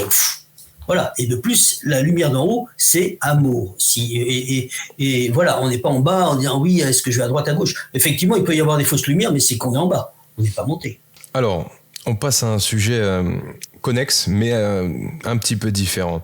Ce qui est réellement attrayant, voire totalement subjugant, c'est avant tout ta capacité à relier dans le sens propre du terme, à créer des ponts entre les dimensions subtiles et la science. Ainsi, on va s'arrêter finalement d'employer certains mots tels que le mot paranormal pour décrire ces phénomènes. D'ailleurs, qu'est-ce que la normalité, Serge ? Alors le problème qu'il y a, c'est que paranormal, c'est un petit peu, je crois, un petit peu au-delà du normal, au-delà de, etc. On a des mots comme ça, mais ça veut rien dire. Paranormal, parce qu'aujourd'hui, on aurait dit que l'hypnose était paranormale, alors que c'est un phénomène classique. Aujourd'hui, l'homme est un mystère pour l'homme.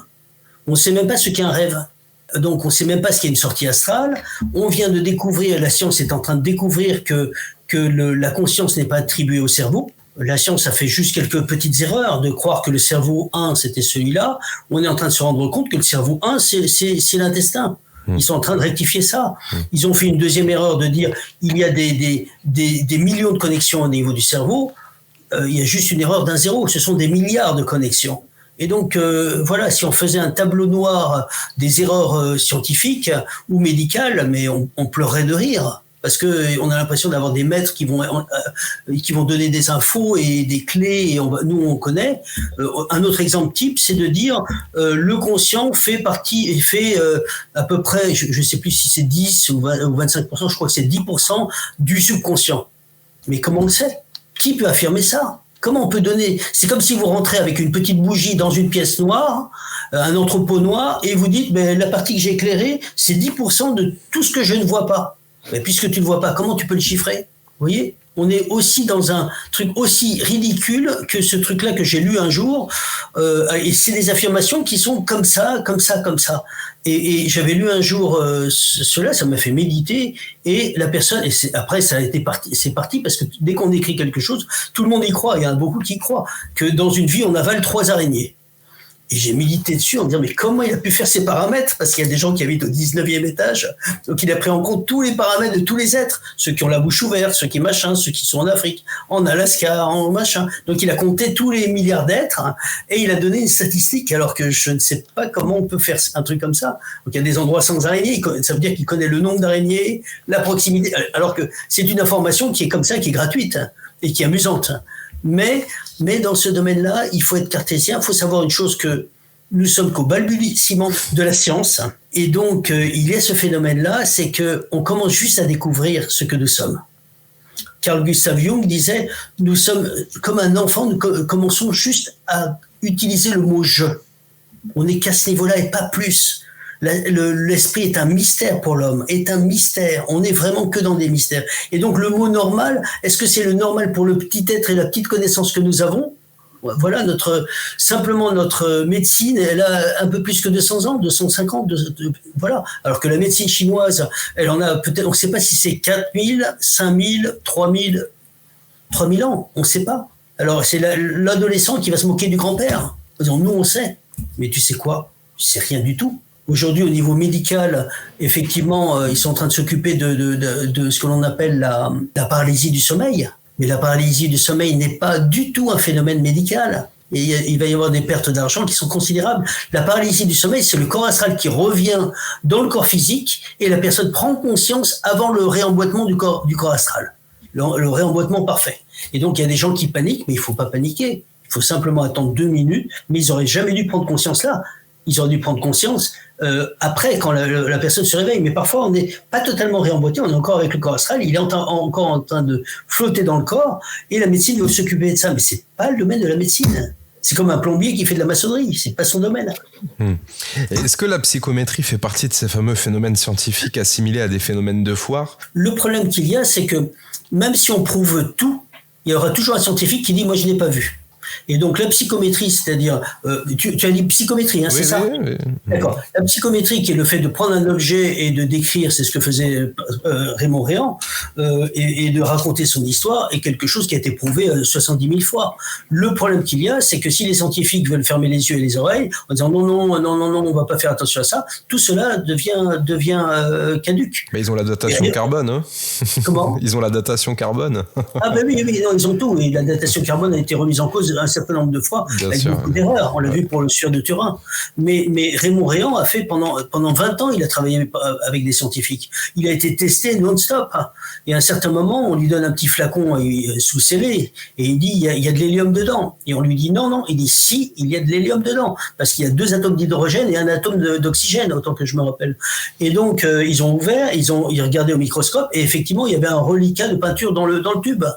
Donc eux disaient non, ils disaient si. Et combien de fois on a des surprises de ce niveau-là, la personne décrit, mais tout cela, tant qu'on a des scientifiques qui sont obtus, dont le cerveau est un peu biseauté avec des œillères en béton, on ne peut pas. Mais heureusement, les jeunes générations qui arrivent derrière sont beaucoup plus ouvertes. Il faut attendre que les vieux croutons partent sur notre plan, et voilà. Moi, j'ai donné une session une fois vers Aix-en-Provence. On m'a appris cela, 22 jeunes médecins qui étaient intéressés. Alors, ils vont pas dire à tout le monde, je m'intéresse à tout ça, parce qu'ils se font discréditer.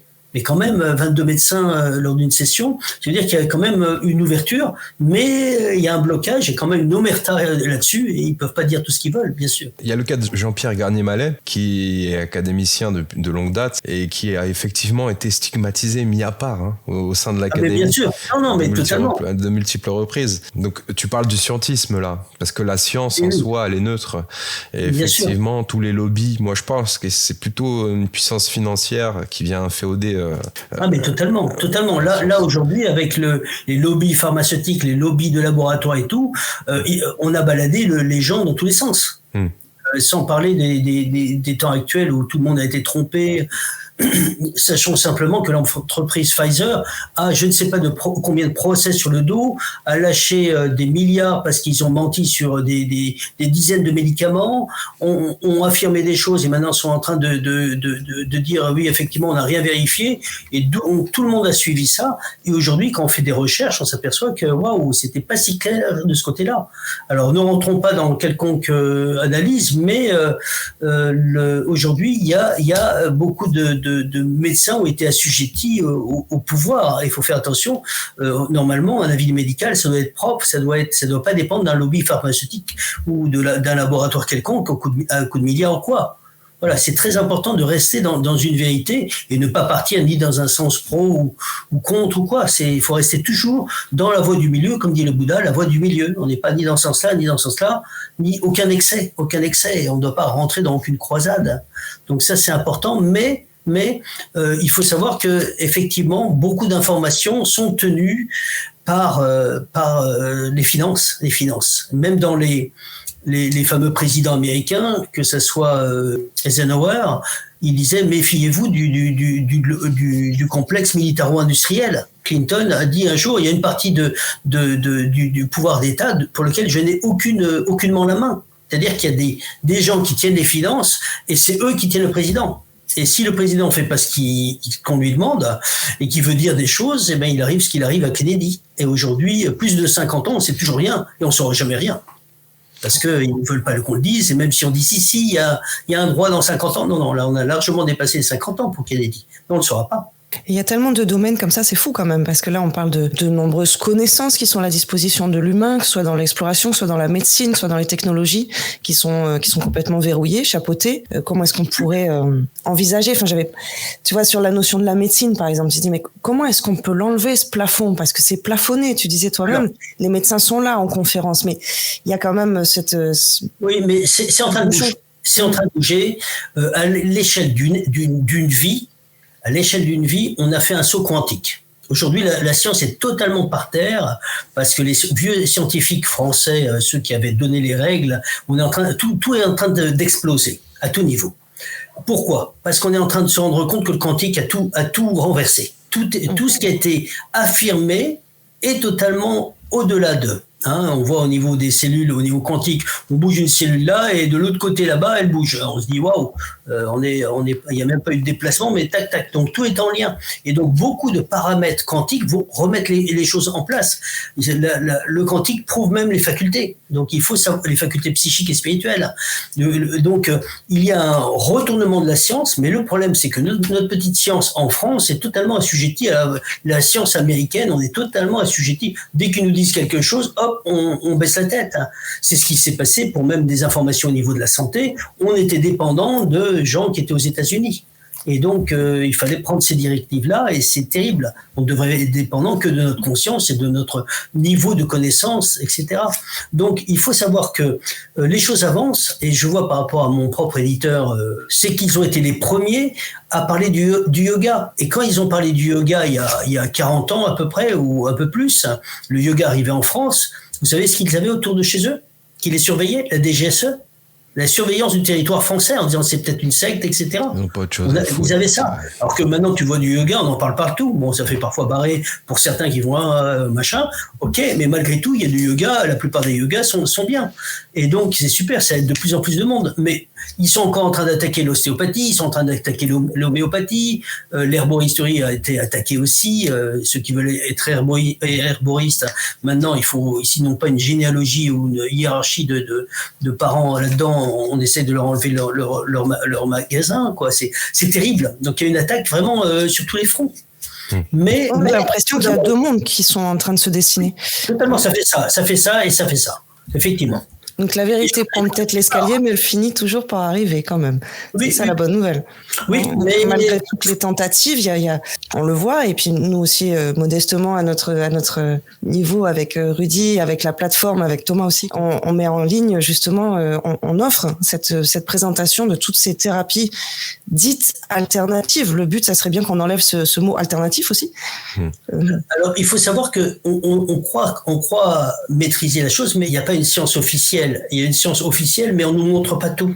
Quand nous voyons qu'au niveau militaire, ils utilisent du quantique pour leurs astronautes, et ça leur fait gagner 10 années de vie, les thérapies quantiques, ça leur fait gagner 10 années de vie. Ils donnent le meilleur à leurs astronautes parce qu'il faut qu'ils soient au top du top, parce qu'ils représentent quand même l'État qui les nourrit, qui les forme, etc. Eh bien, on s'aperçoit qu'une partie de la science est cachée et ils gardent cela. Et on le voit d'une autre façon avec ceux qui créent des moteurs, des moteurs à eau, etc. Certains disent c'est ridicule. Sauf que tous ceux qui ont créé cela et ça marchait, eh bien, ils ont disparu de la surface de la Terre. Oups, mais il s'est un peu suicidé, le garçon. Voilà. Et aujourd'hui, j'étais en lien avec quelqu'un qui me parlait de cela, qui faisait des recherches. Je lui ai dit, mais si tu trouves quelque chose, surtout ne le lis pas. Surtout ne le lis pas. Tu es en danger. Et ou plutôt, tu vas perdre ce que tu fais. Et quelques semaines après, j'ai vu sur Internet qu'il y a un gars qui s'appelle Cordier, qui a créé un moteur énergie perpétuelle. Eh bien, c'est la défense qui a enlevé son brevet en disant secret de défense nationale. Donc, il n'a même plus le droit d'utiliser son invention. Donc c'est une réalité, il s'appelle Cordier, on peut regarder. Hein. On a une science à deux vitesses, c'est-à-dire que l'armée utilise aux États-Unis le remote viewing pour espionner les Russes, pour voir où est Saddam Hussein, voilà. Et de l'autre côté, on a la science, si on parle de remote viewing, ils disent je sais pas si ça marche, je sais pas si ça marche. C'est un petit peu à l'image de ce que tu nous expliquais justement sur ces êtres à fréquence plus basse qui vont se liquéfier complètement en montant sur des plans. Est-ce que c'est pas un petit peu le même phénomène qui est lent, certes, mais auquel on assiste tranquillement par rapport à tous ces chapeaux qu'on nous met là sur la tête pour baisser. L'information, la lumière, la vérité arrive toujours à destination. Donc c'est un petit peu long, un petit peu lent, mais perdons pas le cap, perdons pas espoir, ça finit de toute façon. Ces informations sont là. À partir du moment où il y a eu l'inventeur, où il y a eu l'information est descendue dans la matière, même si on s'attaque à celui qui l'a créée, l'information elle est là, elle reste accessible. Donc ça accessible, accessible. Elle est présente. Elle est présente, l'information. Elle est descendue dans la matière. Donc, à un moment donné ou à un autre, ça passera peut-être par d'autres personnes, par d'autres ouvrages, par d'autres biais. C'est là où nous, on peut dire c'est lent, c'est long. Oui, mais c'est là. Ça arrive. Oui, c'est totalement vrai. C'est totalement vrai, mais rien n'est passé tout seul. Hein, rien n'est passé tout seul. Je reviens à mon éditrice. C'est elle qui avait fait, c'est aux éditions Tédénel, ils avaient fait éditer le livre, le premier livre qui était pour dénoncer l'amiante. Le gars était mis à mort, il était menacé. Et maintenant, on est totalement dans l'effet inverse. Pour prendre de l'amiante, faut être en tenue de cosmonaute. Alors qu'en fait, le problème de l'amiante, c'est pas de la déplacer, c'est de la couper parce que ça envoie des émanations. Mais combien de personnes sont mortes avec ça? Donc la personne qui l'a dénoncé, eh bien, elle se met en danger parce qu'il y a déjà les lobbies qui sont là. Mais quand ça passe, après, maintenant, c'est tout l'inverse. C'est-à-dire qu'il faut une tenue de cosmonaute. Si quelqu'un prend cette amiante, mais elle sera toujours à charge de la personne. On est tombé dans un excès total à l'envers, quoi. Mais les choses se font. Les choses se font, elles prennent du temps. Et je ne sais plus, je crois que c'est Lao Tzu qui disait ça. Une vérité, d'abord, avant qu'elle soit installée, au début, elle est toujours décriée. Elle est décriée, on l'attaque, après on en rit, et après elle est considérée comme normale. Évident. Mais une vérité, avant qu'elle avance comme ça, avant qu'elle devienne évidente pour tous, tout le monde se moque, tout le monde attaque. Et au fur et à mesure, c'est comme ça, on avance. Et après, ça sera évident pour tous que l'homéopathie, c'était top, que la phytothérapie, que l'herboristerie, etc. Avant, on avait ce que l'on appelle la spagyrie. Et la spagyrie, c'était l'utilisation de l'esprit des plantes. Et c'était beaucoup plus fort même que nos huiles essentielles, qui reviennent un petit peu vers ça.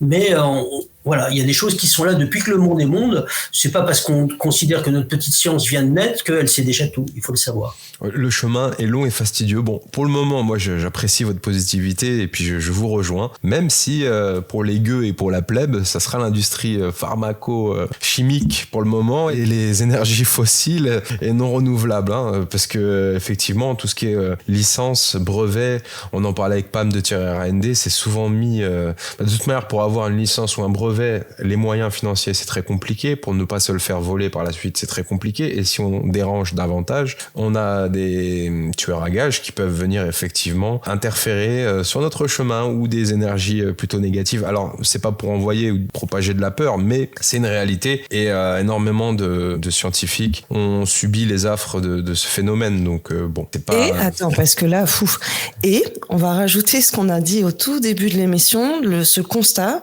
qu'on fait tous, qu'il y a quand même une accélération. Les choses vont de plus en plus vite, comme on parlait au tout début. Donc oui, certes, à notre niveau, à notre échelle, sur un plan de vie, on peut trouver ça très lent, très long, mais ça s'accélère quand même. Il y a des choses qui... Ça s'accélère sacrément. Ouais. Mais on est en train d'assister, tous, même à titre individuel, regardez autour de vous, à un effondrement. Même si on est un petit peu avec excusez-moi, hein, je fais pas de politique, mais c'est la réalité, avec un petit peu la chanson tout va très bien, Madame la Marquise, on est en train d'avoir un effondrement au niveau économique mondial, on est en train d'avoir un effondrement au niveau de la prise de conscience de l'éducation qui n'en est plus, des policiers qui se pendent dans leur commissariat, du fait d'être allé au bout du matériel, on s'aperçoit que ça ne marche pas. Et le principe capitaliste, on a eu l'effondrement du communisme, on est en train d'observer l'effondrement du capitalisme, on est vraiment devant un changement, mais cette fois-ci qui n'est plus du tout à une échelle d'un continent, mais qui est mondial. Et donc là, on est en train de passer à des nouvelles valeurs. On rentre dans cette montée vibratoire, comme je l'ai dit, donc on rentre vers l'être. Et donc, tous les systèmes d'avant commencent à se gripper et ne plus fonctionner. Et il va y avoir forcément quelque chose qui est déclencheur, vers lequel nous nous rapprochons, et qui va faire qu'on va changer de paramètres de vie, de vision et d'être. Et donc, c'est ça qui est important. Mais on va pas pouvoir faire autrement que de passer par une phase qui va être un peu difficile. C'est-à-dire qu'il y a un moment où les gens vont un petit peu choisir leur camp, mais on est devant quelque chose qui est en train de tomber. Les vieilles valeurs ne marchent plus, ça ne fonctionne plus. Alors là, Serge, on entre dans une dimension tout ce qu'il y a de plus passionnante, en tout cas pour ma part. Je me rappelle qu'à l'époque, quand j'étais très jeune, dans mon enfance, je faisais des rêves magiques, exceptionnels, extraordinaires, dont je me rappelle encore aujourd'hui, et pourtant je n'arrive plus à y accéder. Comme si une faille, temporairement, une porte s'était fermée. Dans ces rêves, je pouvais littéralement voler, faire des bonds d'une centaine de mètres d'une colline à l'autre, flotter au-dessus de décors paradisiaques et explorer des mondes aussi féeriques qu'inimaginables. Et c'était plus que des rêves, c'était une réalité alternative à laquelle je me reconnectais tous les soirs au coucher et presque en conscience, oserais-je dire. Serge, c'est une question quasi rhétorique, mais c'était quoi ce phénomène ? C'était dans la salle supérieure, qui est magnifique. C'est pour ça. Là, il n'y a pas de lézards, soyez rassurés. Ils sont pas là, mais ils ne pourraient pas. Mais le voyage astral, c'est simplement une sortie astrale, sortie causale, sortie mentale. C'est-à-dire que tu étais en train de te balader là-haut et tu en avais conscience. Alors les enfants avant 7 ans s'en souviennent, tous en général. Ils peuvent, parfois ils en parlent pas, parfois mais une bonne partie s'en souvient. À 7 ans, tu as la fermeture, c'est-à-dire que l'enfant est totalement incarné. Et là, il y a l'enfant dit lambda, j'aime pas trop ce mot-là, mais il faut quand même dire un mot est un mot. Eh bien, l'enfant qui est un petit peu lambda a son incarnation totale. Là, il est totalement à 100% là. Avant les 7 ans, il a l'ouverture de vision. À 7 ans, vous voyez, même avant, les médecins au niveau de la médecine, comment on appelle ça, la médecine dite classique, disent par rapport aux terreurs nocturnes, vous en faites pas, ma petite dame, votre enfant à 6 ans, dans 5, 6 mois, 8 mois, ça va se terminer. Mais ils savent pas pourquoi.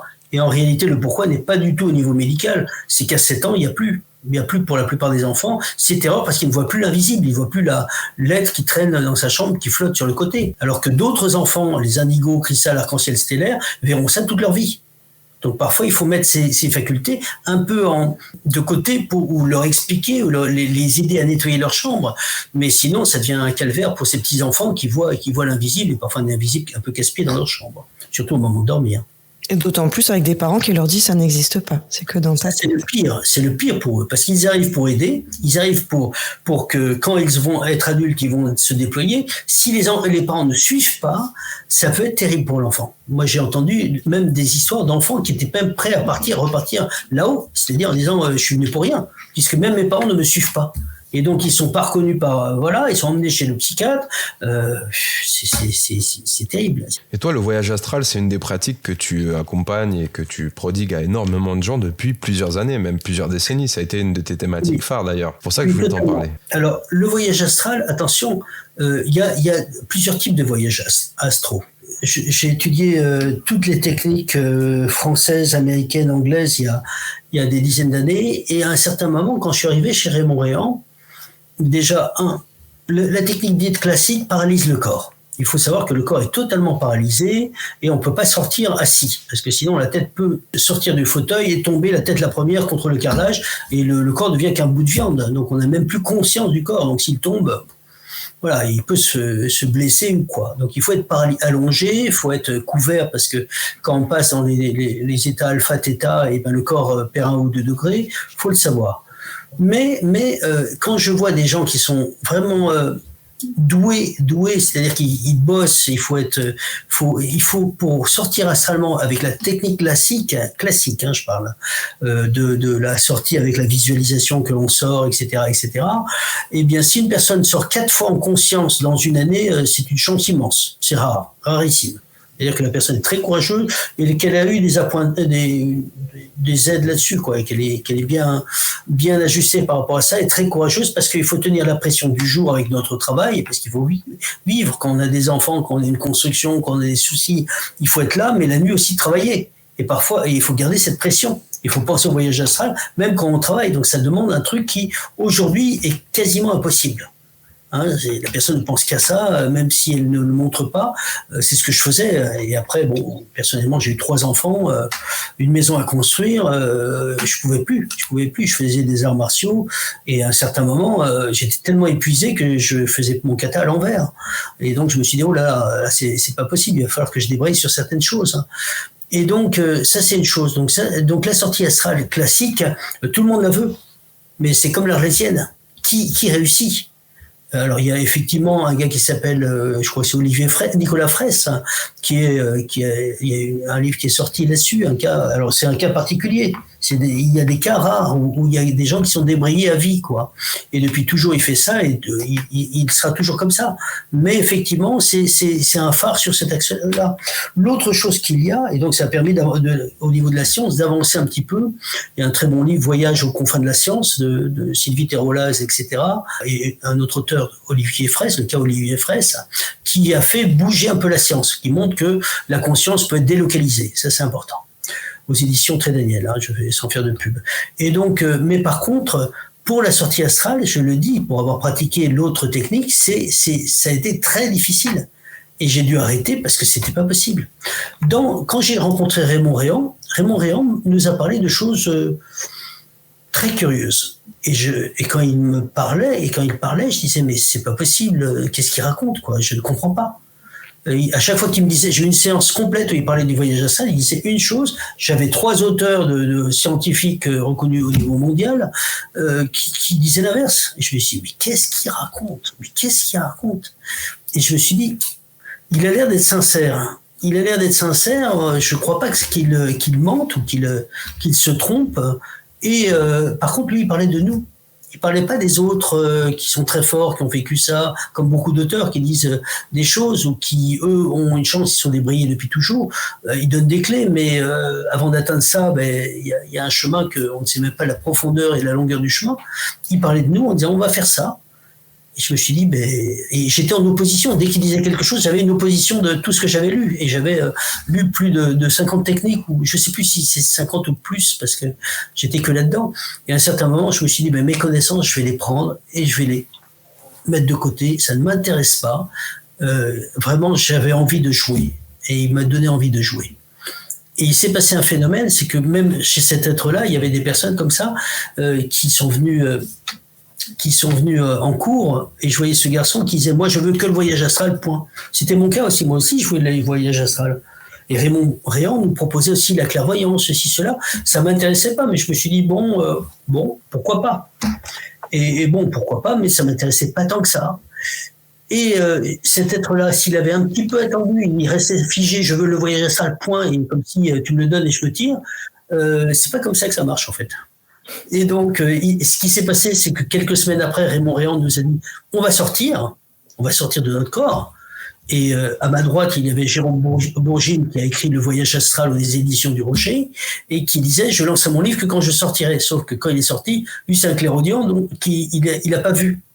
Et j'ai eu de la chance de voir à ce moment-là. Et je sais pas si vous vous rappelez Matrix, quand on le branche et d'un seul coup il se trouve dans le monde blanc, immédiatement.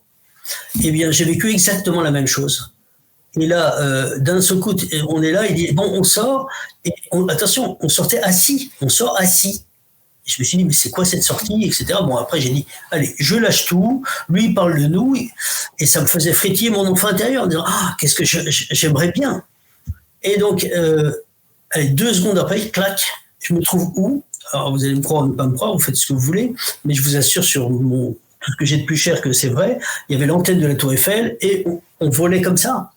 Et il me voit ouvrir les yeux et j'étais là en train de faire ça et je le vois éclater de rire en voyant ma tronche, quoi, qui était j'étais là, d'un seul coup t'es là, tu dis waouh, c'était fou. Après il nous fait faire quelques voyages, alors bon, j'ai pas eu toute la conscience qui s'est allumée sur tout le chemin, mais à un certain moment il nous emmène, je vois le Mont Saint-Michel sur le côté, etc. Et puis après on se retrouve dans la mer. Ah non, il nous a dit, bon, on va rester en métropole. Donc, on va rester en France, en métropole, voilà, dans l'Hexagone. OK. 2 minutes après, qu'est-ce que je vois? Je vois dans l'expérience on jouait des palmiers, je vois les Antilles, etc. Et je lui dis, mais Raymond, on est allé aux Antilles, tu as dit qu'on restait en France. Et il me dit, on peut bien changer d'avis. Voilà. Ah, c'est exceptionnel. Et du coup, tu as réussi à reproduire cette efficacité dans tes stages? Je l'enseigne, mais c'est pas le but des stages. Le but des stages, c'est d'ouvrir au niveau spirituel. Parce que aujourd'hui, il se passe un phénomène, il faut le savoir. Si vous regardez autour de vous, combien de personnes sortent à volonté? J'aimerais bien voir le nombre. Vous verrez que c'est quasiment nul. Mais j'y arrive plus, moi, Serge. Oui, mais je me rappelle, j'ai envie de voler, tu vois, cette sensation de voler. Il y a une raison, Rudy. Il y a une vraie raison. J'ai eu une personne qui s'appelle David, qui m'a appelé un jour, qui habitait Lyon, et qui me dit, Monsieur Woodbull, je ne comprends pas. Je sortais toutes les nuits avec toute la maîtrise totale de la sortie astrale, toutes les nuits pendant 4 ans. Je n'y arrive plus. Que se passe-t-il? Et je me suis connecté, et à ce moment-là, bon, je le fais plus, ces connexions un petit peu sauvages, je le fais dans les stages quand je dois le faire. Et je lui dis, écoutez, on n'est plus dans un moment où on peut faire du tourisme. On est à la fin des temps. On n'est pas descendu pour faire du tourisme. Sinon, pourquoi on serait descendu? Puisque les voyages astraux, on les fait tous là-haut. Pourquoi on est venu sur Terre? Et le problème qu'il y a aujourd'hui, c'est qu'on nous empêche de faire du tourisme parce que c'est pas le moment. On fera du tourisme après cette incarnation. Et cette incarnation, on vaut peut-être 50. Il faut pas l'arrêter, cette incarnation. Faut rentrer dans le spirituel. Faut arrêter d'être dans le balbutiement de toutes les informations qui nous empêchent de faire le chemin. Tout ça, ça nous fait tourner la tête, mais le chemin, il est là. On est descendu pour un truc important. Et je lui ai dit, aujourd'hui, on vous demande d'arrêter de faire du tourisme. Parce que si la sortie astrale, c'est tout ce que je pense, tout mon monde est là, alors qu'on est venu pour une mission spirituelle, là, on est en train de rater notre mission. Et si je suis le guide, moi, de quelqu'un qui m'est assujetti, que j'aime et tout, et que je lui donne le voyage astral, mais est-ce qu'il va vouloir aller au travail avec un patron qui est un peu pourri ou un peu difficile, etc. Il va dire non, je préfère être là-haut dans le ciel plutôt que d'aller nourrir mes enfants et ma famille. Donc c'est hyper important, parce qu'on a traité le sujet du refus d'incarnation aussi sur la chaîne, et c'est hyper important ce que tu es en train de dire. On est venu quand même pour être incarné, pour accomplir. Et là, ça va avoir l'effet inverse, c'est qu'on va plus vouloir descendre. On va plus vouloir. On va faire de l'hypersomnie. Ils vont dire non, attends,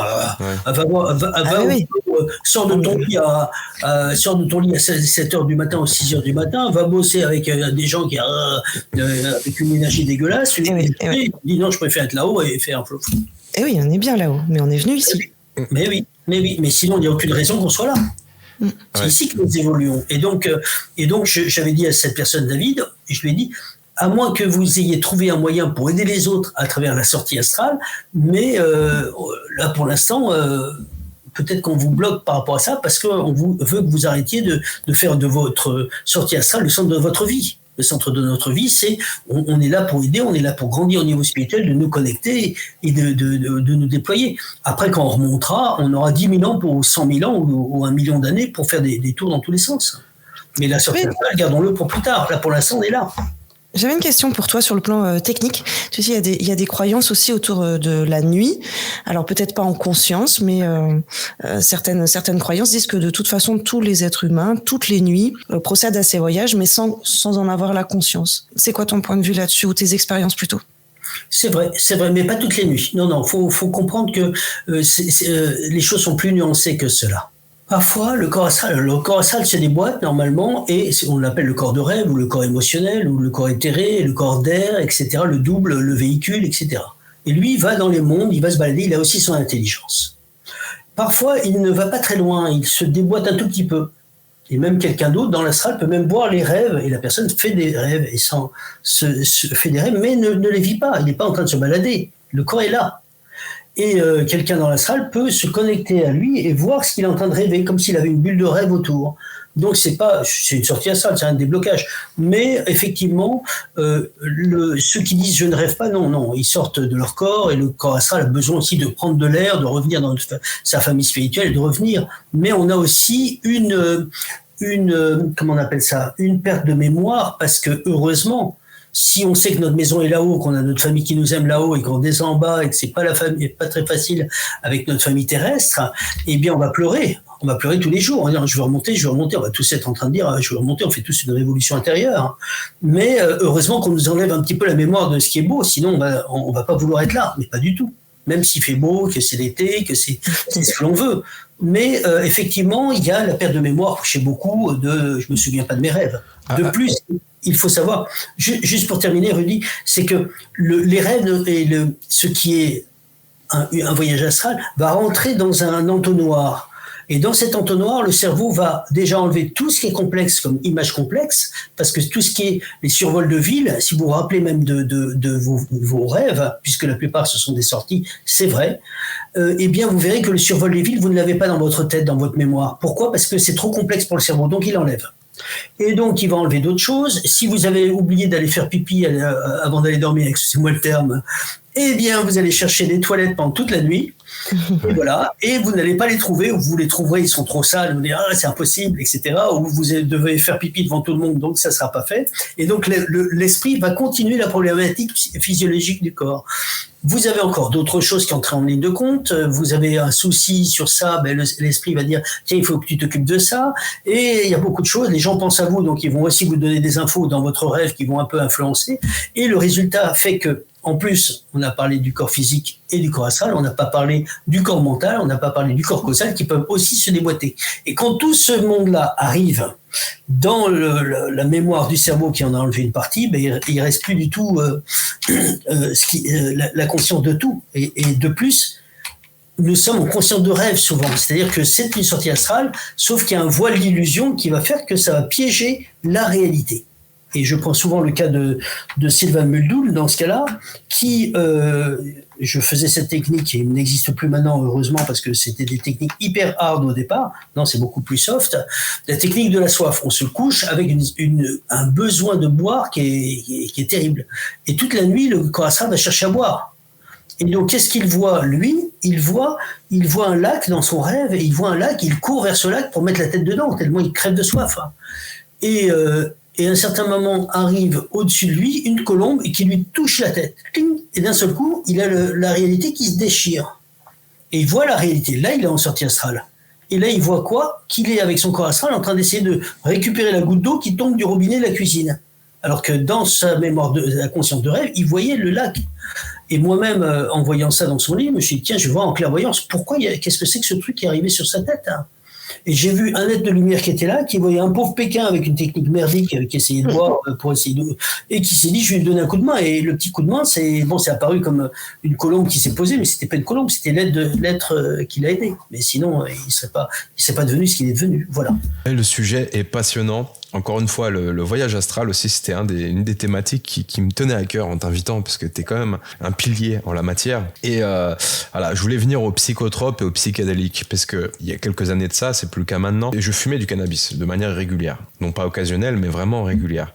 Et comme tous les fumeurs de cannabis, on s'endort, et on se réveille sans avoir aucun souvenir d'aucun rêve quel qu'il soit. C'est un peu le black screen, hein, le blackout, et on se réveille le lendemain et on repart pour une nouvelle journée. Qu'est-ce que tu penses des psychotropes, de leur action, de leurs influences par rapport justement à notre double astral ?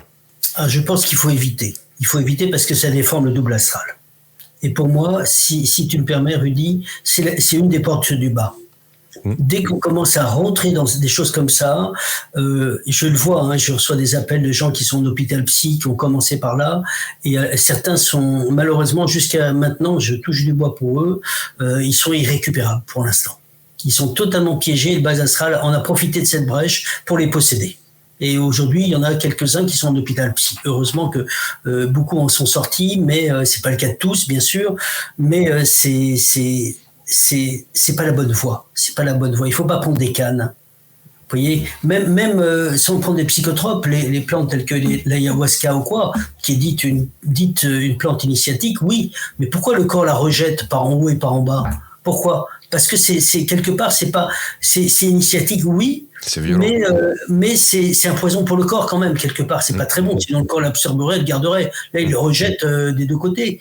Alors, il faut savoir une chose, c'est que effectivement, les chamans s'en servent, mais ce qui était important pour moi, quand je suis allé au Pérou ou ailleurs, c'est d'apprendre que même 20 ans après, en tant que chaman, ils sont obligés encore d'en prendre pour avoir la vision. Et je me dis, là, il y a un problème. Il y a un problème.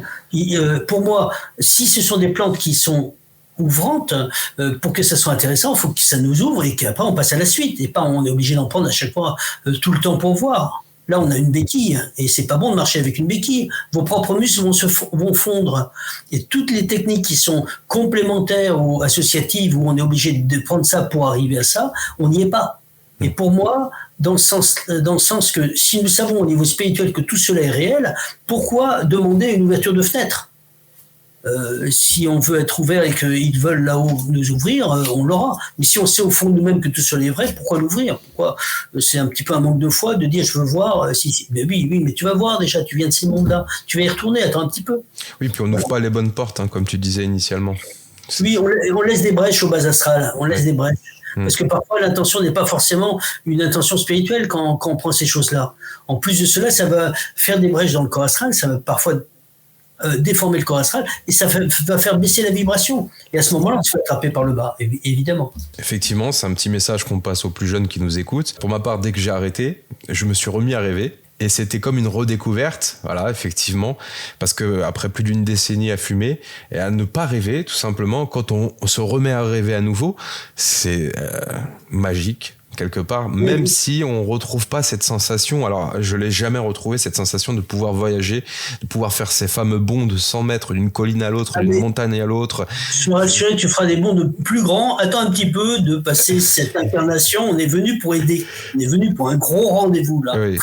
Un très gros rendez-vous. La petite sortie astrale, ça sert à rien par rapport à ce que tu vas découvrir dans les très grands mondes supérieurs. Ah, j'imagine. Alors, je voulais te parler aussi de la bilocation, puisqu'on en a parlé un petit peu aussi en début d'émission. C'est très intéressant, t'en parlais dans une émission avec Jean-Claude Carton, qu'on salue, paix à son âme, qui est un exemple pour moi, qui avait une émission qui cartonnait à l'époque et qui sur des formats longs et exhaustifs. Et tu disais que la bilocation, en fait, c'était vraiment le fait d'être à un endroit et à un autre en même temps, mais physiquement, matériellement. Alors là, j'imagine qu'on passe un cran encore au-dessus, au niveau de la difficulté, au niveau de la pratique Alors là, on a affaire à... Alors attention, on ne parle pas de religieux, mais on a les personnes qui se biloquent sont plus des personnes qui sont très élevées spirituellement, très très élevées spirituellement, et on a souvent trouvé ces personnes élevées spirituellement dans le religieux.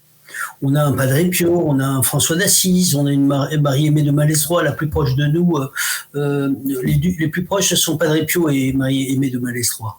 Et le Padre Pio, par exemple, avait l'information, et quand je dis avait l'information qu'il y avait un général qui allait se suicider, et il se met dans un coin, hop, il se recroqueville sur lui-même, et d'un seul coup, le général qui veut se suicider voit un moine capucin qui vient et qui le regarde comme ça, et il arrête cette volonté de se suicider, il arrête de faire ça. Et un jour, il va à San Giovanni Rotondo, et il voit le Padre Pio, il dit c'est lui, il le reconnaît. Il reconnaît, et le Padre Pio lui fait comprendre qu'il l'avait vu. Mais il a vraiment, alors il n'a pas disparu là, il était là, il s'est recroquevillé, mais la conscience, pour utiliser une matérialisation de ce niveau-là, si nous ne sommes pas connectés avec les grands mondes tels que les êtres qui sont pour moi des êtres très élevés, alors dans cette vie, dans l'Église, on va les appeler des saints, eh bien on serait presque mort au niveau énergétique. Ça demande une telle puissance qu'on serait mort. Et donc, il ne faut pas viser la bilocation dans cette vie. Je ne vous le conseille pas parce que c'est comme si, avec une pile de 2 volts, vous voulez faire déplacer une voiture de tonnes. Ça va être un peu difficile. On n'a pas cette énergie-là.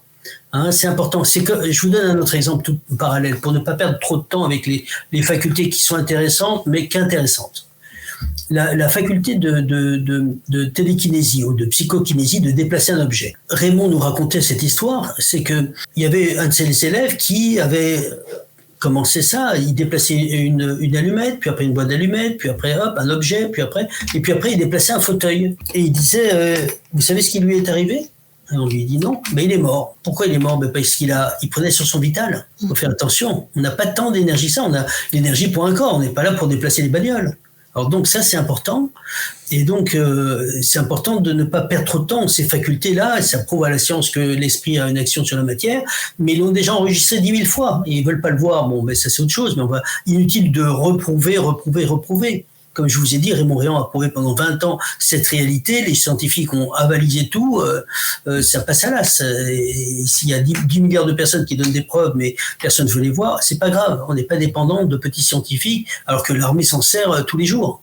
et qu'un gars comme Joe McMonigal, qui a été le plus haut médaillé dans ces domaines-là, de par ce qu'il a découvert, ça a évité des années d'espionnage pour les Américains vis-à-vis des Russes. Donc c'est une réalité que même si nos petits scientifiques un peu fermés et limités avec œillères n'acceptent pas, c'est pas notre problème. Le problème, c'est que ça avance malgré eux et que ça va les dépasser. Quand ils seront partis sur l'autre plan, il y aura autre chose. On a une personne qui s'appelle dans le passé Joseph de Cupertino, qui avait une particularité. Alors je vous ai dit, ce garçon-là qui déplaçait les trucs, il a déplacé un fauteuil puis après il est mort. Eh bien Joseph de Cupertino, dès qu'il était en connexion, dès qu'il était en prière, hop, il était en haut de l'église, comme ça, il restait 1 heure en haut de l'église, et puis après il redescendait. Ouh. Là déjà, simplement bouger un fauteuil, la personne meurt. Vous voyez, là il faut un niveau de connexion qui fait que ce ne sont pas ces énergies qu'il a. C'est même pas les énergies de l'univers, c'est qu'il est porté par le ciel. C'est pas pareil, on est sur autre chose. Alors après, dépassant l'aspect religieux, je suis convaincu qu'on peut l'atteindre, mais il faut quand même être avec là-haut, bien sûr, évidemment. Et au moins bénéficier des énergies surabondantes des plans du ciel. On te remercie Serge, je pense qu'on te réinvitera forcément sur la saison 2 pour reparler intégralement de ce sujet, parce que moi pour ma part il me passionne, je sais que c'est pareil pour Tam. Tam, éventuellement une dernière question, dernière réflexion? Écoute, oui, je pense qu'on a évoqué plein de sujets qui mériteraient, comme à chaque fois presque, d'être encore plus explorés en profondeur. Je voulais vraiment, vraiment te remercier pour tout ce que tu as apporté au fil de cette émission, rétabli un petit peu des vérités, réapporté aussi des axes pour que les auditeurs puissent se brancher dessus et écouter ce discernement vrai. Donc, je voulais vraiment te remercier. Je crois que c'est des points qui sont très, très importants. Et surtout, en ces temps qu'on traverse en ce moment, d'avoir ces axes que tu donnes et que tu répètes, ça me semble essentiel parce qu'il y a une forme d'errance. C'est aussi le sujet de l'émission d'aujourd'hui, sur la spiritualité et l'authenticité, et à combiner entre les deux. Et c'est pas si évident que ça pour beaucoup de personnes. On a des retours, on a des témoignages, donc c'est une émission qui nous tenait à cœur. Et merci d'avoir pu remettre un petit peu, comme on dit, l'église au milieu du village sur toutes ces fausses croyances. Merci beaucoup. On est dans une période qui est formidable et énormément fatigante, parce qu'on est dans des énergies un petit peu sales, on baigne dedans. Ils savent très bien là-haut ce que l'on vit. Ils savent très bien qu'on est dans un moment très difficile, mais c'est notre rendez-vous. C'est le résultat, c'est comme si on arrive à un examen. C'est le résultat de toutes nos incarnations. Il faut surtout pas rater cette incarnation. Il va se passer quelque chose d'immense à la fin de cette vie. Si on part avant, donc avec de la mort classique, bon, pas de problème, mais même, à mon avis, de notre vivant. On est en train d'assister à quelque chose qui est immense. Nous sommes en train d'assister vraiment à la fin de quelque chose, mais à une vitesse grand V. On est en phase, avant qu'il y ait la résurrection, il y a la mort. Et on est en train d'assister à l'effondrement de tout ce qui est occidental, tout ce qui est influence de l'homme au niveau de la matière ou quoi.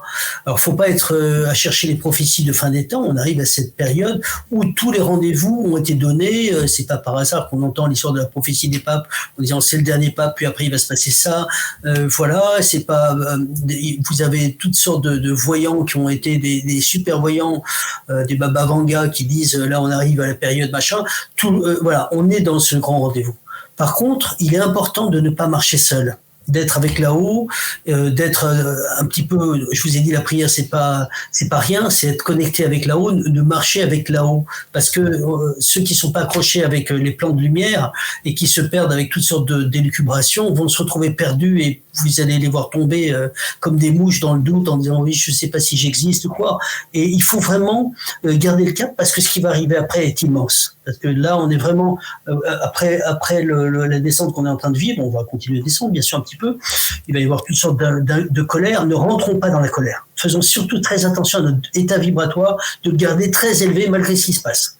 Ne faisons pas trop attention aux informations qui tombent, elles sont là pour nous descendre. Et ce n'est plus du tout de l'information, c'est devenu de l'audimat, pourvu qu'on puisse faire peur à tout le monde, et que c'est ce qui s'est passé pendant des mois. Lâchez ça, gardez votre intériorité, il n'y a pas de devoir d'information, on n'est plus sur de l'information, on est là et ça baisse la vibration. Donc protégez votre vibration, gardez la lumière, restez dans la lumière, gardez votre vibration élevée. Voilà, je vous promets que ce qui va arriver après est gigantesquement beau. Serge Boutboul, comment devenir un être spirituel authentique, les pratiques d'ouverture et d'éveil aux éditions Exergue bientôt. Merci beaucoup à vous tous d'avoir été présents. Merci Tam aussi également pour ta présence. Serge, on se dit à très très bientôt pour la saison 2, à coup sûr. Enfin, en tout cas, on t'invitera, ça, c'est une certitude. www.amdessine.com pour nous rejoindre directement si vous êtes praticien quantique ou holistique. Comme d'habitude, on vous le rappelle, c'est la fin de la saison 1. Très prochainement, on rendra l'antenne pour la reprendre en septembre. Mais il reste encore quelques émissions. Pour ceux qui veulent avoir un spoil, c'est-à-dire savoir en avance quels sont les invités pour la semaine d'après, allez sur le site, il y a énormément d'informations et c'est le seul endroit sur lequel on divulgue avec parcimonie certains détails comme les invités qui suivront, etc., etc. Si vous êtes sur les plateformes de podcast, pareil, n'hésitez pas à nous laisser 5 étoiles pour améliorer notre référencement. Idem sur YouTube, si possible, un petit pouce, un petit partage. On ne fait pas de demande de dons, donc la seule contribution qu'on vous demande éventuellement, c'est de nous aider à propager nos messages et à développer notre audience le plus possible. On vous remercie à toutes et à tous. Merci pour votre fidélité. Merci d'être là aussi et de réagir dans les commentaires en différé. On sait qu'on n'est pas en direct. Vous avez vu encore aujourd'hui pourquoi. Ça nous évite certains tracas, et certains inconforts et pour avoir une meilleure qualité au final, un meilleur rendu. Une très bonne journée, une très bonne soirée à toutes et à tous. À très bientôt.